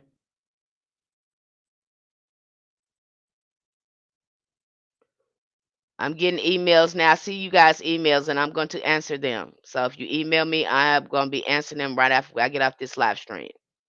Sometimes it's hard to know if it's our ideas or theirs. If you're asking them for inspiration, California, Forever 444, if you're doing the meditation, because I know when it's coming from them, because it's nothing I could have made up on my own. And that's how they work. They work with giving you creative ideas, inspiration, something that you know they have could not come up on with your own, but your mind is open for them to provide you with the download, inspiration, whatever y'all want to call it, to help you. So that's how these spirits work. Yeah, it came from them. If you had the idea and it was able to get to your consciousness, it came from them. But that's why it's good to sit still. When you go into your altar, sit still. Do the shadow work so you will know. Okay. Another thing I do myself, I don't worry about it. When I ask them something, I don't, an answer don't come right then and there. I don't worry about it. I go in and I start doing something else, and before you know it, bam, they done pop something in my head. That's them answering my question. I said, okay, now y'all giving me the information now. That's how I know it's coming from them because I done put my mind on something else, and here I come. That done gave me a download or whatever, answering my question through my thoughts. Goddess, hey Miss Penny, do you need to change the water out every day when making your altar? The only time you know, again, go by your own intuition. If the ancestors leading you to change it, then change it. If you don't feel like you need to change it, leave it there. It just all depends. Now, again, looking at that water too. Now, if you know your water is getting cloudy, because this happens now, and this is important. If you see that water and you're having to change that water out and it's getting cloudy all the time, the ancestors trying to tell you something. They're trying to tell you to clear something up. Something is going on in your life. If that water is clouded, and then and no matter what, how many times you change, you put up there and get clouded, you need to be doing some cleansing work. You need to be looking at the people around you because something is going on in your life. If that water is cloudy, it ain't cloudy for no reason. That's a clear indication something is going on. If that water is always cloudy, don't dismiss that something is going on. You pay attention to the people around you. You in a situation where you in the dark about something. There's something else going on. Okay. So if that water gets cloudy, you need to pay attention to that.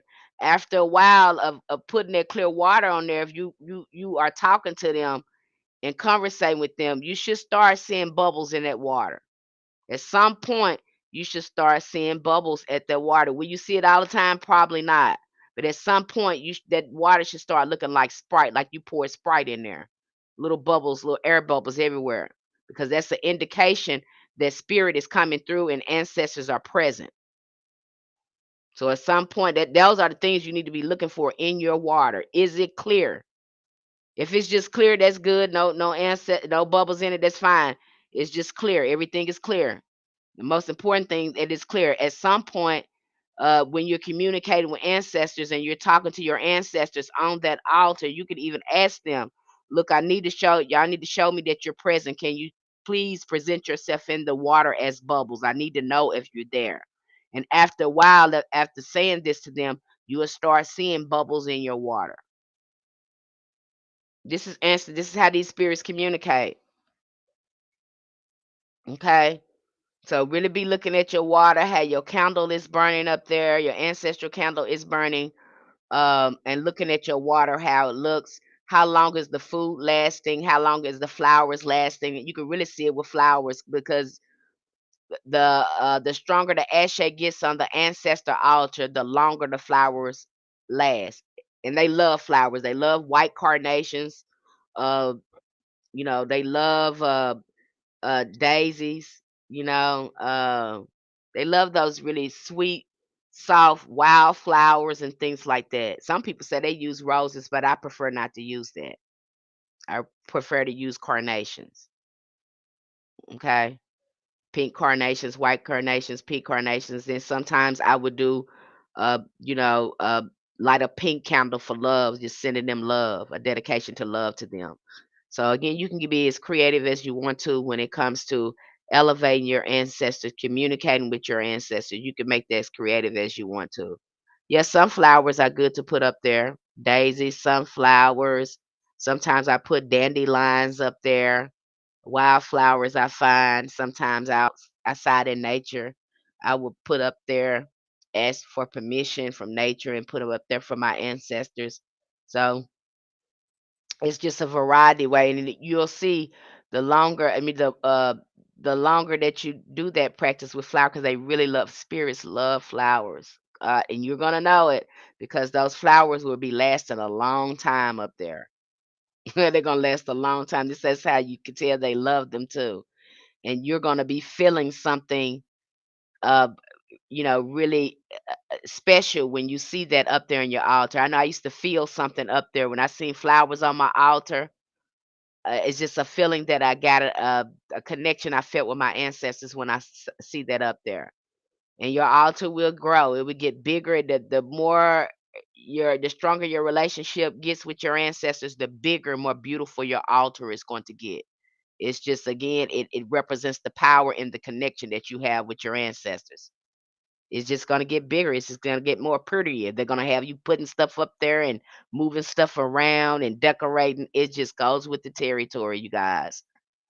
Can they come as flickering flames? Absolutely. My candle flickers a lot. Yep, they can talk to flame. You have some people that talk to their ancestors through the flame, just through the candlelight. They do spiritual communication. I had a practitioner like this. She said that ancestors. We had a meeting the other day. That practitioner said they was talking to me through the candle, Miss Penny. I said, absolutely, they were. You start talking to them, they start talking back. That's why I said they use the environment around you to talk to you. Ancestors can use anything, anybody, anytime to talk to you. Okay. I love roses because I believe it's a big love energy. You can some people do that. My mom likes yellow roses and they last longer than the ones in the rest of the house. Okay. And that's letting you know she like them. I've heard that we shouldn't go to the altars while on our period. Any truth in that? This is some misogynistic stuff. No, that's not true. I haven't heard that before. Your great mothers, would nobody be here without them cycles, okay? That right there is very sacred. That's the time you probably need to be going there because some people are more intuitive during the times of their menses. That's when the psychic energy is the stronger in some of us. So that's the best time to be doing any kind of work is when you're doing your menses. So again, these are just lies. These are misogynistic lies. This is dogma. That's religious lying. It's not true. Okay. In fact, your psyche. Some of us are more intuitive during those times. The moon cycle is very powerful. That is really the time you can tap into your strongest magic. Okay. I put a candle on my ancestor altar and then had one on my dresser, and the ancestor one be one be fire. I'm not understanding it. I put a candle on my ancestor altar and then had one on my dresser, and the ancestor one be fire. Is that what I'm understanding? I'm not understanding that, Bladia. I'm not understanding that, baby. You probably want to rephrase that because Miss Penny ain't getting that. The flame is huge. Okay. So that's a high flame. Is it smoking? Long as it's not smoking, I wouldn't be too much worried. It's just showing that the lines of communication is strong and coming through. Now, if it starts smoking, that's what I would be worried about. If there's black smoke going on, okay, not too much. If it's huge, it just show again the communication is coming through, especially if it's going from right to left. Again, it's letting you know that the communication is going through. They listening to you. The ancestors are coming through. You want to make sure, get you a pendulum, do a divination. Get your tarot cards out, do a divination. That's a good time to be doing that type of work. You got your candle burning. Start working on your ancestral communication. Get your divination tools out. Get out your pendulum. Get your questions going. Start asking questions. See which way. Look at your candle. Start asking questions. If it go to the right or the left. No smoking is just the big flames. I can hear the flickering. And that, if you hear the flickering and the cackling, they're communicating. That means spirit is going through. The communication is coming through. They hear you. They see you. That's what that means. We getting ready to. I don't know if that's coming up. Should be coming up soon. over there on our platform, we're getting ready to give you information on everything about candle magic. So if you're interested in candle magic, because we burn a lot of candles, that at some point you will at some point have to use a candle if you're activating your jars. Sometimes they require you to burn a candle on it, and a lot of people too, looking at how the candle is burning is going to let you know how the work is moving forward. So we're going to break that all the way down, how the flames look, what a low flame is, what a high flame is, when it leans to the left, when it leans to the right, if it's moving forward, if it's moving backwards, what does that mean? uh you know, what does it mean when it smokes? What does it mean if it leaves a white ring in the glass? What does it mean when it leaves smoke in the glass? All those, we just gonna cover the whole total thing on candle magic if that's something that you're interested in. We've already talked about fire magic, fire spirits. You want to amplify working with candles, and that's your thing. You like working with fire magic because if that's you working with candles, you're working with fire magic. You're working with fire spirits. You want to amplify that. We have went over fire spirits. We have went over fire magic to help you again amplify your magic and call on these elementals to help move it along.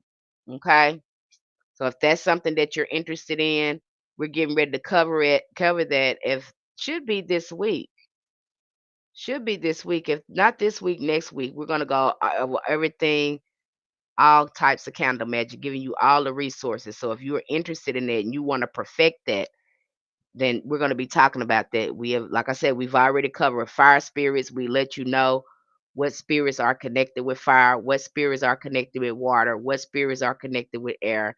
We talked about the signs of the zodiacs and how they're connected to the elements. We could cover all of that.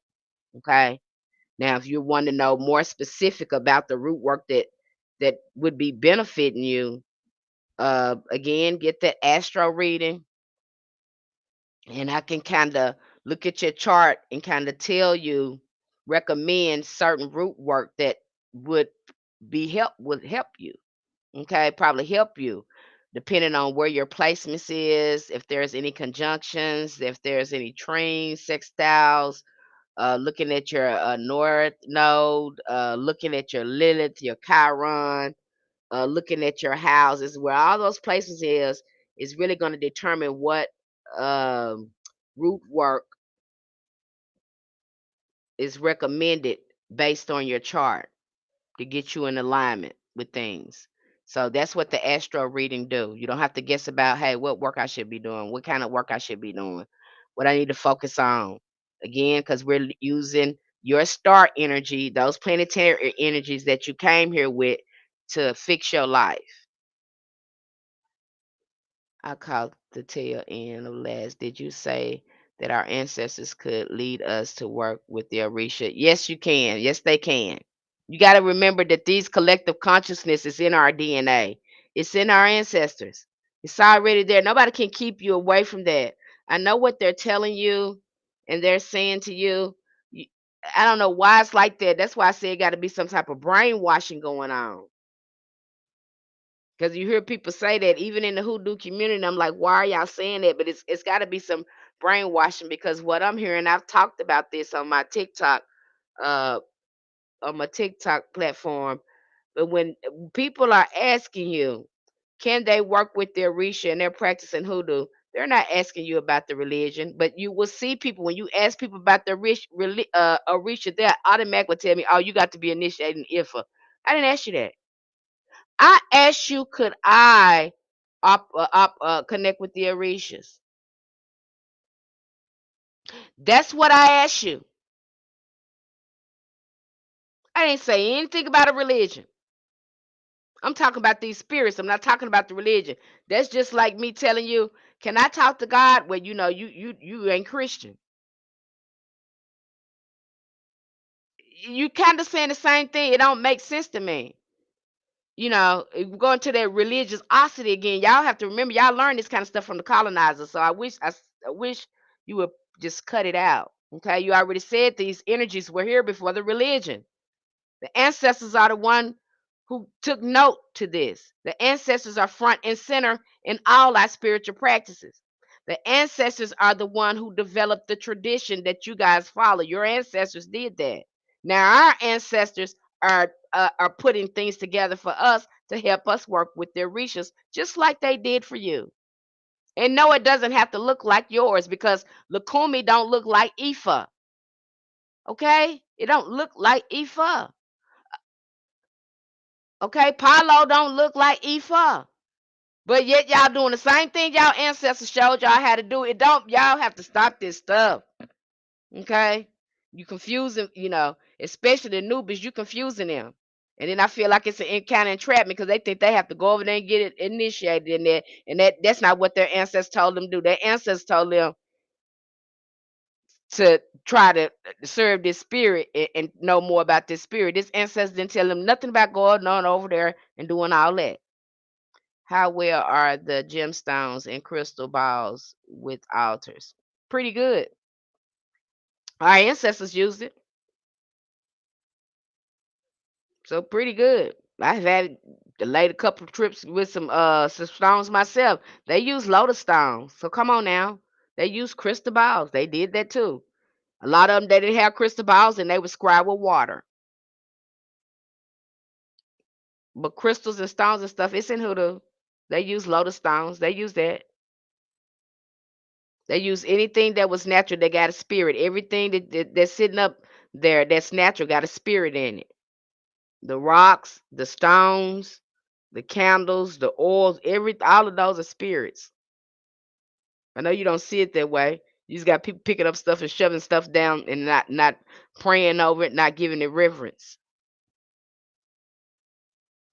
Okay, but I'll let again, you're consecrating and you're programming and talking to things. Again, you talking to your elements and your tools, letting them know that they have a consciousness too. They're working for you. Okay, giving them reverence as well. I do. I just collected a few of them. Okay, so again, everything is alive. But that's what you see there. So we're not talking about again the religion. We're talking about these orishas and stuff that's in our bloodline. We're talking about how our ancestors are bringing this to our attention. That's what we're asking about. Okay, we're not. I think that is a big confusion. So I think that should be very separate. So when I'm talking about God, I'm not talking about Christianity. I'm talking about God. When I'm talking about the orishas, I'm not talking about Ifa. I'm talking about the orishas. You act like you can't have their Orishas without the religion. It's not true. I don't feel like that from what by following the ancestors. No, what I've seen them do, no, that ain't true. I'm going by what I've seen following the ancestors. That ain't true. And you know it ain't true too, because before y'all even start talking to them Orishas or anything, y'all calling them ancestors first. Ancestors is front and center. Before you start even talking to a Orisha or doing anything with the Lord, you call on ancestors first. You give them reference first. I'm just gonna tell you what it is. You gonna call on the Getty, you gonna call on the Egungun, you gonna call on the ancestors first.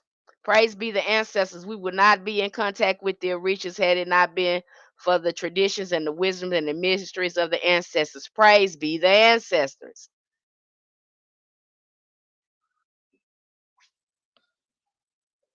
Okay, so if they lead you down that road, I don't know what to tell you. I can't tell you that's not going to happen. That's why we covered that over there. We covered the Orishas. We cover the Lords. We look at these African spiritual systems because when we start looking at hoodoo, we start to understand how some of these rituals and things got up in hoodoo. We started to really understand the spiritual system of hoodoo and how some of these things got up in there because some of these things that's in hoodoo you can't explain without looking at the ATRs. You're not going to have clarity on it until you look at the ATRs and say, oh, okay, now I see how I got in there. It just don't make no sense. I have been feeling the pull to ask Oshun for help for guidance and wanted to make sure I wouldn't be asking Oshun for nothing. I'd be asking my ancestors what they want me to do. That's one thing if that is a no-no, ask your ancestors that. Do not reach out to these deities on your own. Ask your ancestors. Let them do that for you. Don't pull up on these deities by yourself. They're not going to be listening to you or talking to you without the ancestors. That's just how it works. Have they connected you to deities from the other side? Yes, they have. That's why I'm telling you this. They have done this to me. They had Papa Legba pulling on me, Papa Legba pull up on me. I couldn't have made that up myself. I've seen it with other practitioners when they start doing a ritual outside or whatever. They'll have this archetype pull up on them. It seemed like coincidence, but it's not coincidence. It is the ancestors setting it up for you. Because that's exactly. I'm telling you that happens. They pulled up on me. Your ancestors. They know who they want you to work with. You ain't got to tell them. Now you can tell them, hey, I've been liking this such and such and such a chick. Could I do with this? They're gonna let you know, yes or no, and respect them when they say no, because it ain't all. They know better than you. There's something too. A lot of us don't like for the spirit to tell us no, but sometimes it be a no. Take the L. It's something they want you to work on first. They don't want you doing it right now. They okay. Stop trying to do things because what you do be doing is messing and crossing yourself up when you go outside the realm of your ancestors. You say you want their help. You say they want their wisdom. You say they want their guidance. Take the guidance. If they have not put that up there for you and that told you that that's what you need to be doing, then don't do it. Especially when you're going outside working with the Orisha or the lords. You need to have them set that up for you. You don't need to be messing with that until they set it up. They will. I've seen it. Sometimes you ain't even got to ask them. That you just start having these experiences, synchronicities, and having these deities pull up on you in meditation. You start seeing archetypes in your reality of these different orishas or lords, and you be like, "Is that why that look like that?" You'll start seeing it. Because they want that for you. But please don't go outside because somebody told you these are fancy, powerful spirits. These spirits are not powerful without the guidance of your ancestors. They're not powerful without the guidance of your ancestors. Keep that front and center in your mind. Even when these people are calling on these Orishas or whatever, they supposed to be calling on their ancestors first before they even do any of this. Okay? And then I was reading somewhere, but I don't even want to say that, but yeah, follow them, okay? Don't be doing stuff. You say you want their help, you want their guidance. Listen to them. Let them set that up for you. They can do it better than you. I'm telling you, they can do it better than you. They can do it better. They know what they're doing. They don't need your help. If you want that, they want that for you. Let them set that up. Have they connected with you? Yes, I did that. Thank you. I didn't know. How do you feel about purchasing pre-made intention oils for yourself? Now, Bladia, I'm glad you brought that up because some people say, I'm getting to you, Goddess 314. Um Make sure you buying it from a real conjure person because we got now people selling these products and they ain't got no conjure in them. They don't come from a lineage of that.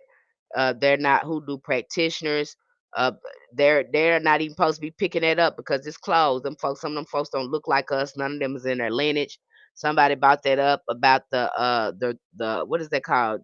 Art of the root or something like that. And the girl was like, they ain't even conjure, these ain't even conjure oils. They just selling this. Some people ain't even this and even that. Well, hey, you got a lot of them out there like that. Okay.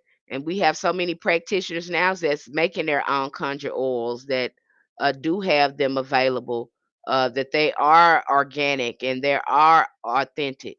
We got a lot of practitioners are making their own conjure oils, and rightfully so. Or you can make your own. That's why I tell some people, grow some. Start growing some herbs. They got them herbs in the grocery store aisle. Go grow some. Throw some in a little pot. Start growing some. Okay. Or find you someone who's who are highly ethical when it comes to harvesting. Those herbs and things like that. Okay. But there's so many good practitioners out here that, that make their own conjure oils and like that. Buy from somebody that again, it's a hoodoo practitioner, and they know what they're doing with these herbs. It's a variety of them out here. Know who you're buying, because that's a big deal to some people. It was a big deal to our ancestors. They were very careful about how they, how they was getting their products, and a lot of them was making their own products because they stayed in rural areas that can grow their own herbal gardens and things like that. And that makes your working and your relationship with these plants that much more stronger. It just amplifies the work if you can grow your plants and talk to plants and use them in your work if that's something that you've grown. But if you're gonna be sourcing out your stuff, source from somebody who is an authentic hoodoo practitioner, and they are properly crafting the products for you. It's definitely some out there, or you can craft your own. I like crafting my own. I do. I can do some things with some olive oil and some essential oil and a few little herbs. I can make some stuff jump with that because I know how to put it together. I know how to pray over it. Again, I know how I wanna consecrate it. So, it just all depends on you're comfortable with crafting your things, you have the faith and the prayer to consecrate it, or you wanna, get it from somebody else. It's all up to you. "Hey, Miss Penny, I'm constantly being guided to you.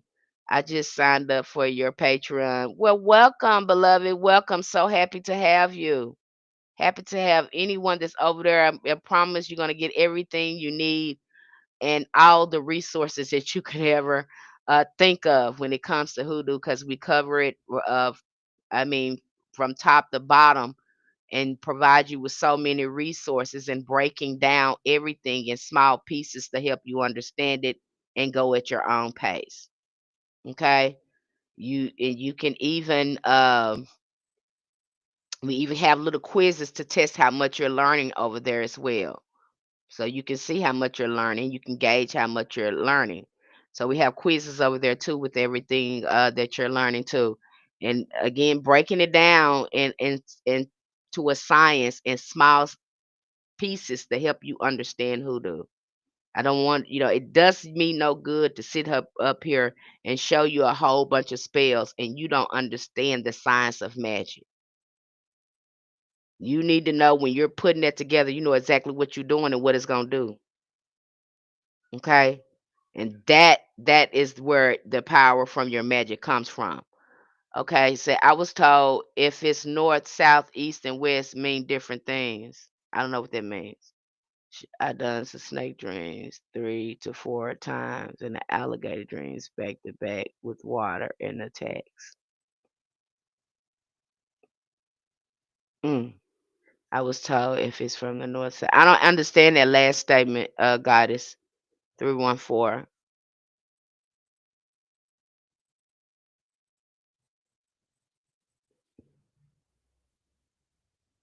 It's something going on if you're dreaming of and you're being attacked in a dream. There's something going on there. There's definitely something going on there.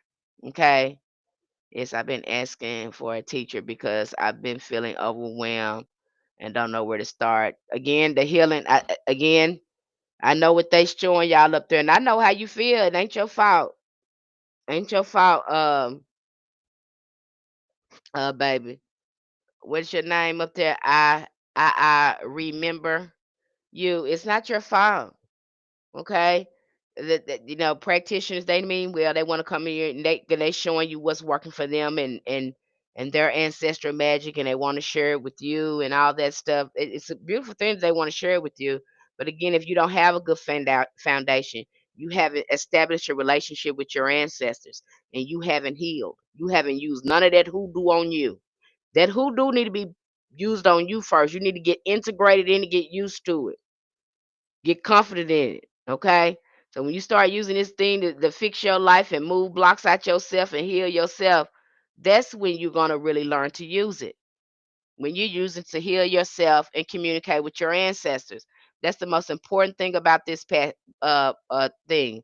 You're not gonna come into real contact with magic until you do ancestral veneration and shadow work, ancestors work. Shadow work is ancestors work. I can't say that enough. It's not separate.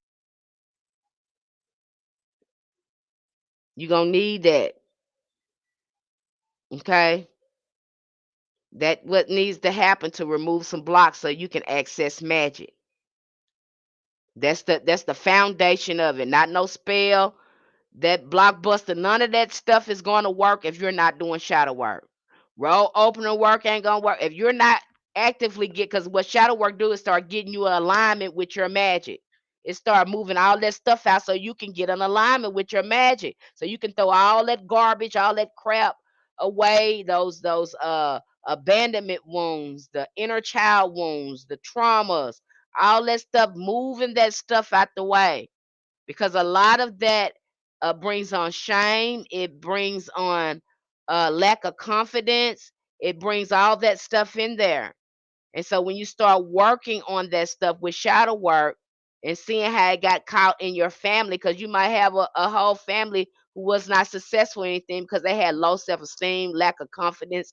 They didn't see themselves like that. You have to work on that and getting yourself in alignment with it. Now, once you work on it and you go to that altar, you be like, I worked on it because I already know it's gonna work. I already know who I am. I already did this, so I can get this jumping now.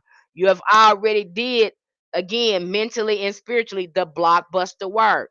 When you're doing lighting that blockbuster candle, you're sending us a signal to spirit. I am ready to do this work.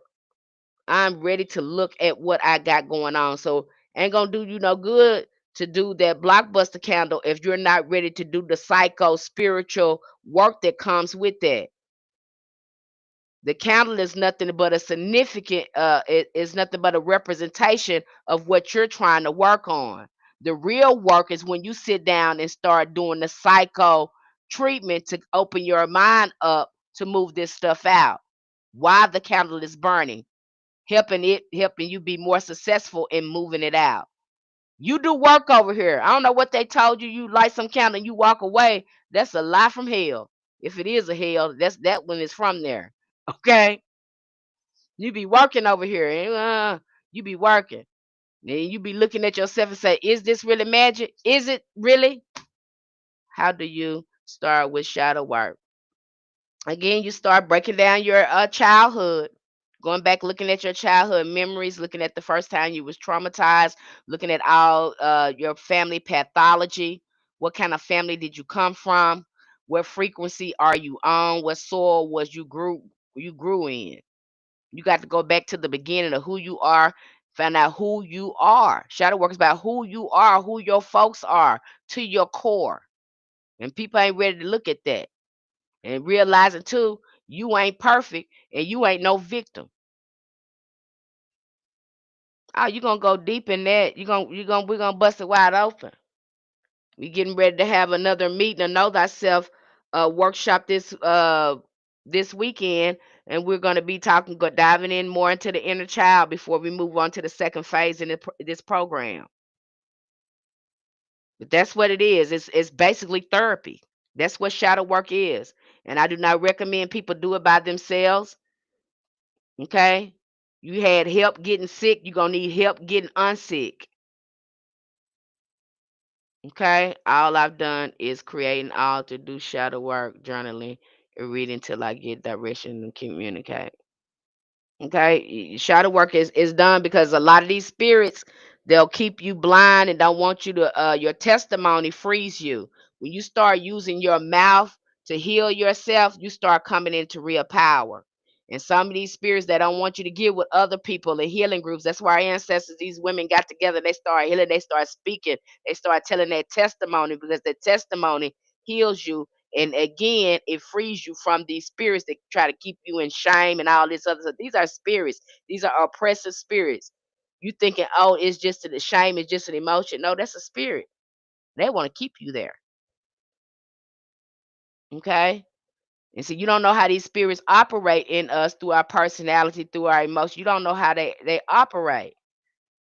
We went through that through one book review. I don't know how many people read that. You think you're gonna see a demon with horns coming out. Now you're gonna see these people with high narcissisms and just buttholes, and they're just crazy. That's how these spirits operate in people. Okay.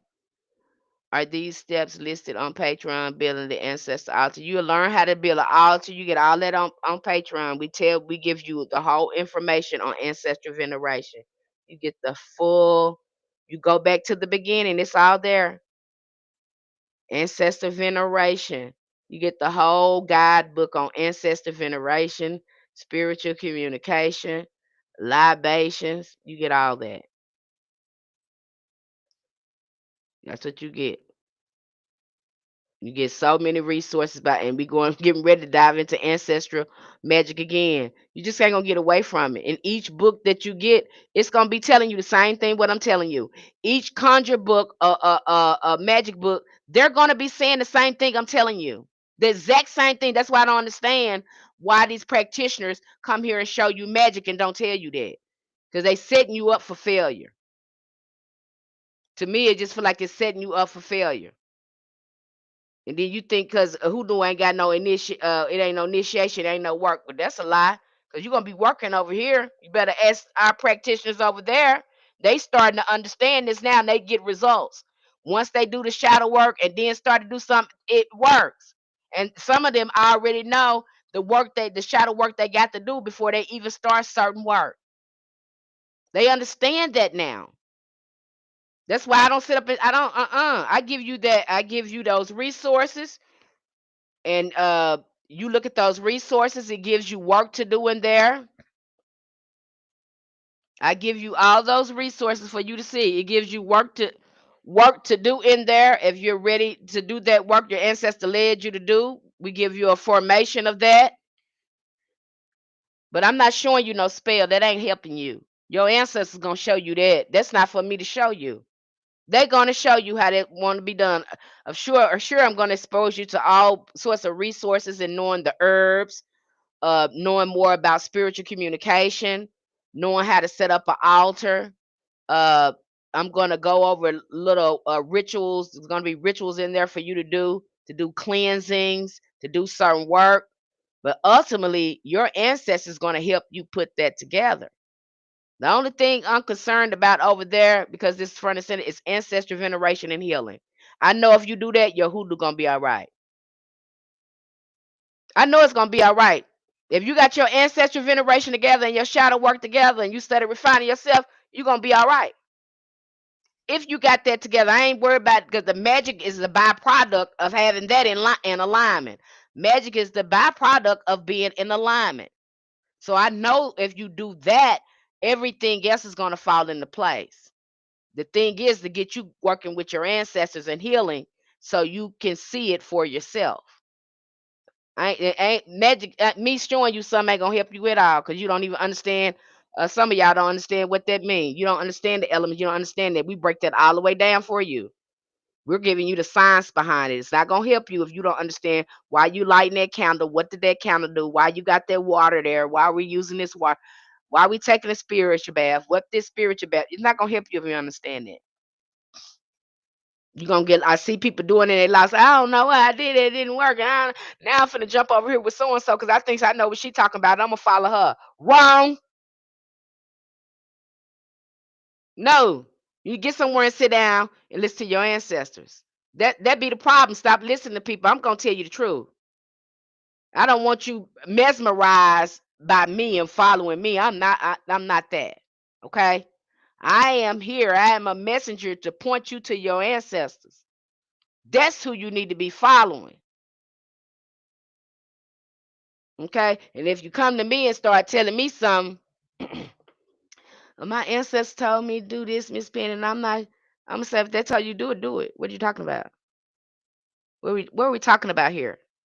This say you say you want to follow ancestors, you want to communicate with the ancestors, and this is what they want you to do. Why? What are you telling me? You don't need.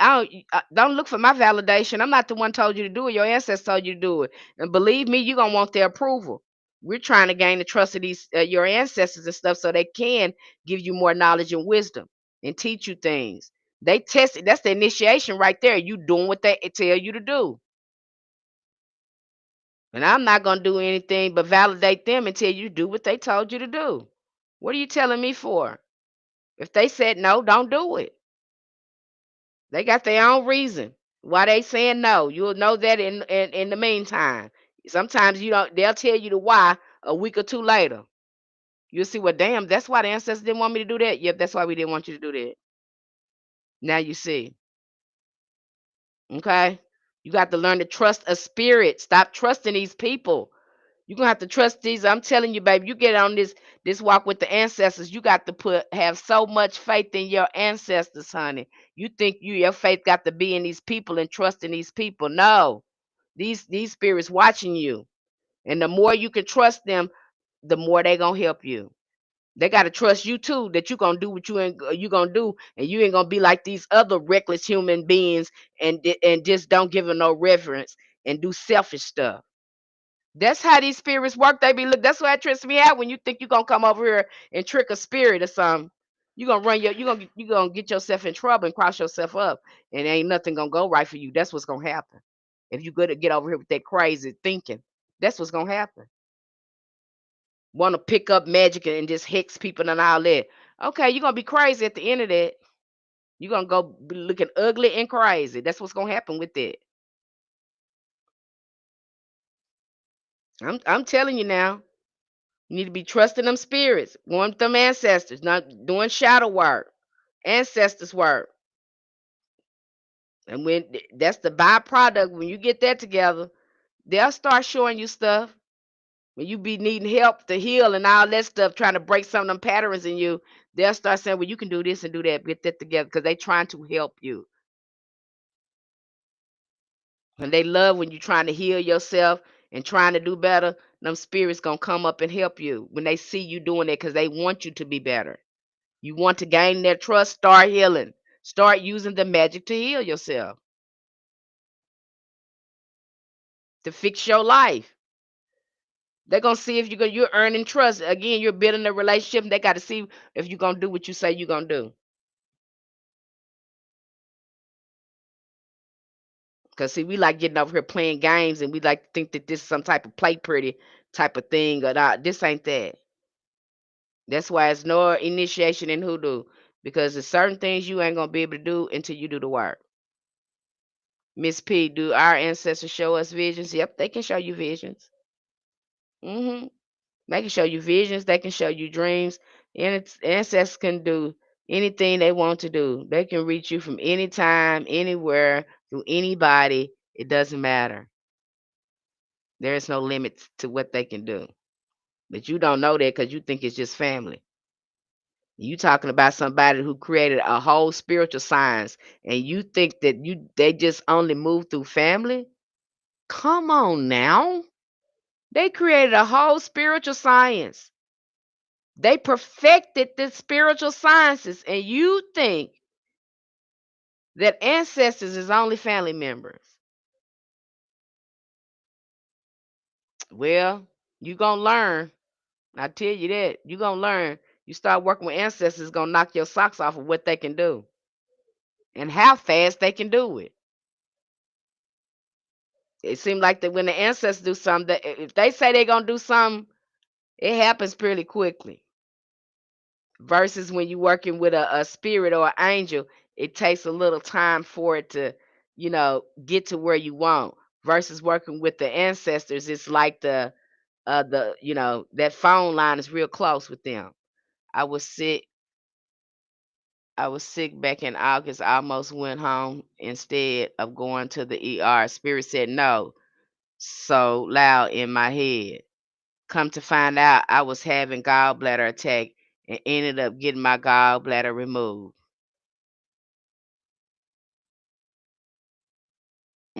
See, the spirit told her no. They know what they talking about. Okay, and save your life. You went to the ER and got your gallbladder removed. This is the stuff that happens when you got true ancestral veneration, and don't be sometiming with them or whatever. Hoodoo is self care. Self care is a relationship with the ancestors. Your relationship with your ancestors promotes self care. Shadow work promotes self care, self love, and ancestral veneration. It works together. I know you don't see it like that. Ain't nobody telling you that, but I'm gonna tell you. Okay. And see, here she is. Ami said that saved her life. Spirit saved her life. Told her, no, you need to go to the doctor. You don't need to go home. Go to the doctor. Those are kind of the things like that that happens. And it'll knock your socks off more and more and more. You work with your ancestors, you'll be surprised. Especially when they start showing you who doing this start working. You be like, oh my God, oh my God. You're kind of baffled by it. It's baffling. It's scary. It's like, how in the hell did I not know this? I'm so scared that I didn't know this the whole time. It's baffling when you see it. And when you got your ancestors veneration together, you understand the science of this and you start working it, you know, it really changed your perception of magic. Is it really magic though? I will keep saying this. You're not going to see it until you get over here.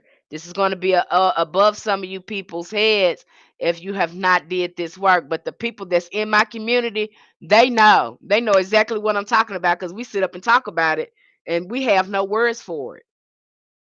We have no. Even when I'm telling them about it, and they look at me and say, "Miss Penny, I say I don't even got a word for you. We don't have words. We just sit there. We're baffled. We just look at each other. Okay, that's what happens when you start tapping into it. It's so hard for you to talk about, and you really don't.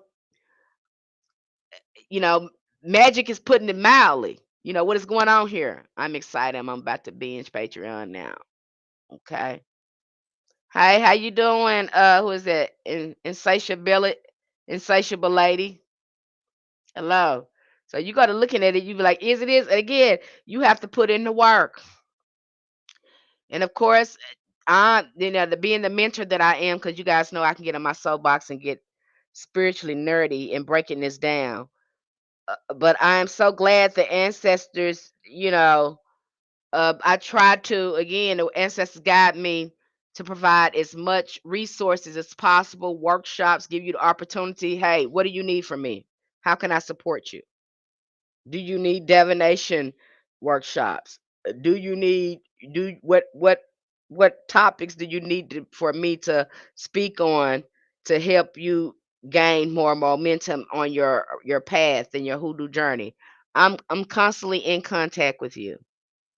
I don't just drop stuff off and say, "Oh well, just leave you there." No, I want to know, how are you faring? How are you doing? What experiences are you have? Let us know what's going on there. How can I help? Because I want that for you. I be reaching out to people out there. The hell, they don't. Some of them don't even want my help. Trip me out and say, "I thought you got over here because you wanted me to help you or whatever." But you got some people that are taking their time on that path on there. You certainly can take your time. And then I have some people in my inbox that share things with me. Like I had somebody that said, "Okay, Miss Penny, we talked about that. Are we going to talk about such such?" We're absolutely going to talk about that. Okay, lets me know what you're interested in as well. So I'm always in contact with you. I don't just tell you what it is, and you know, no, we're all growing. I don't know what you need until you tell me. Okay, I know everybody needs are different, so I'm always reaching out, trying to figure out how I can support you more. Whether it's through book reviews, whether it's through a workshop, I'm always coming up with something. I try to, and I listen. I listen. And when you're saying something to me, I'm listening.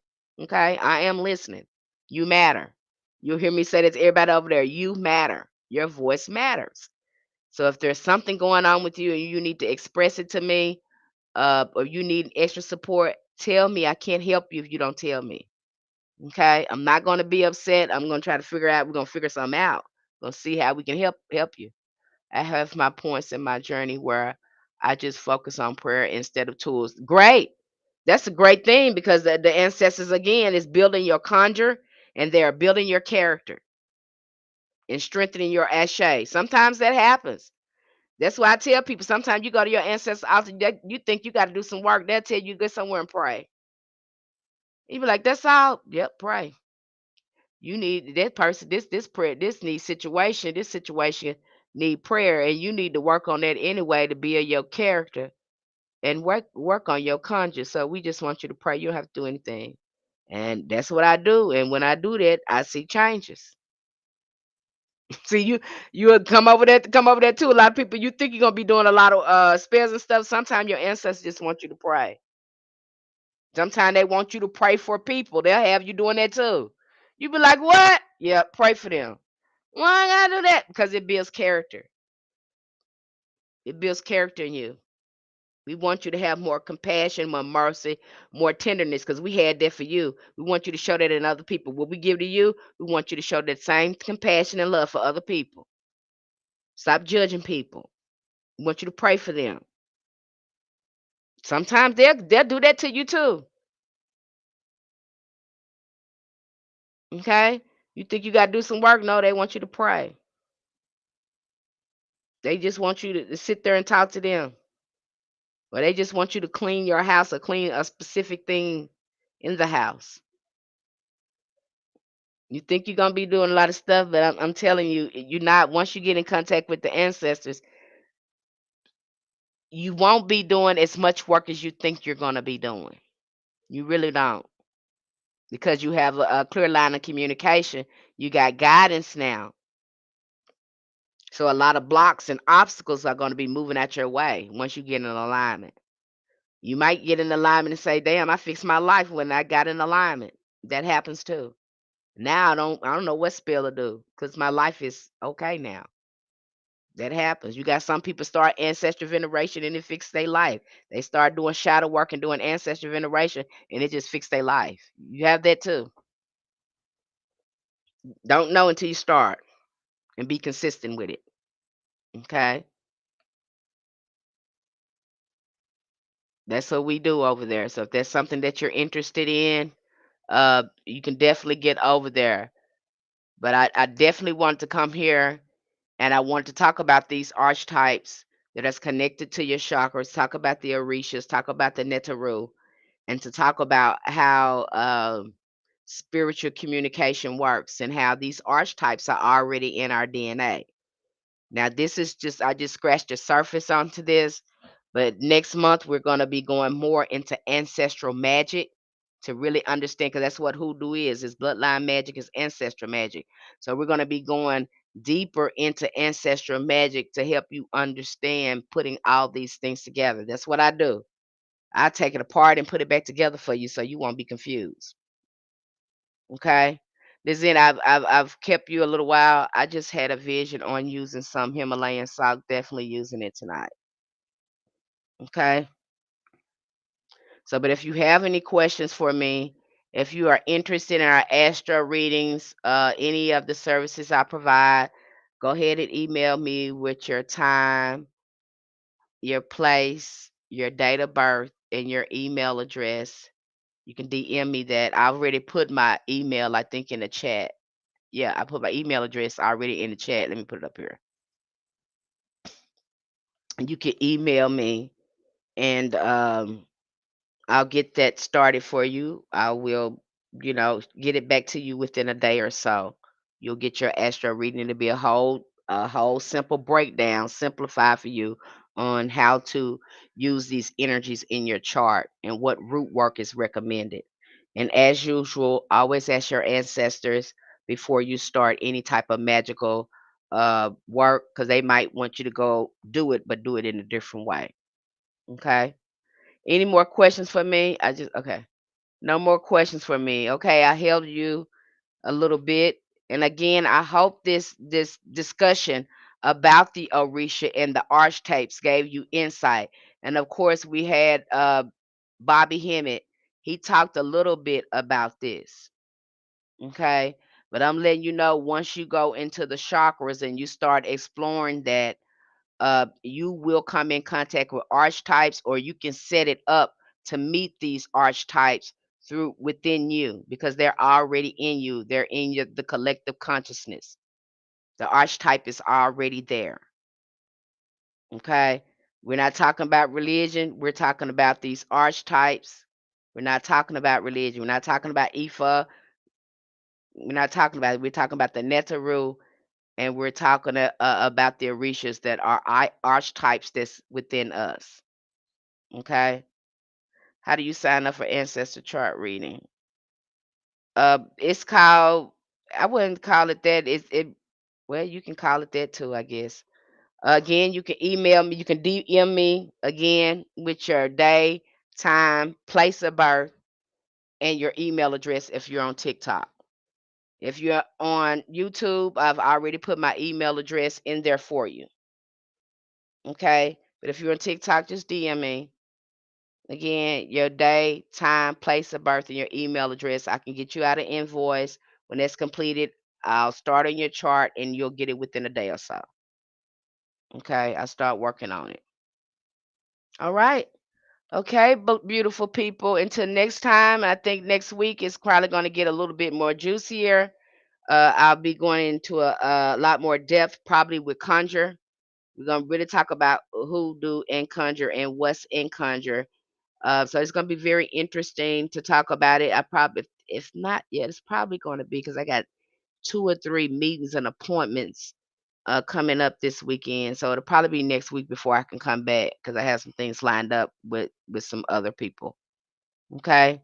But I'll definitely come back here and share. If you want to know all of this, you're interested in knowing hoodoo in its totality. You want a mentor that's going to be showing you things that can understand it and can break it down to a science to you. And because you want to understand it, you don't want nobody just telling you so you want to understand it, then you probably want to, get over there because I'm kind of nerdy at this. And sometimes I make myself upset because I'm just like, "Oh, do you just have to do all that? You have to be all that?" And I'm like, "No, I don't want anybody to be confused. That's why I have to be very thorough." So I'm kind of very thorough over there. The astro reading is $15. It's just $15. You get a lot of information. Quality is really worth more than that. But it's not about that. It's about you having what you need and knowing the root work. Okay. So it's only 15 bucks for that. 15 bucks. So if that's something you're interested in, I think that's a small price to pay, knowing what kind of root work and conjure work and stuff that's in your chart that you can be working with. And I'm gonna break it down hoodoo style. Okay. All right, you guys. Love you guys. Thank you for being here. And I will be coming here sharing more. I'm trying to see if there's any more questions. I'll be coming here and sharing more probably next week, and we're gonna really dive into conjure. So probably you'll understand a lot of the things that we're going to be talking about since we've broken down a lot of things here on the live stream. Okay, Ami. All right. You're welcome. You guys take care. I love you.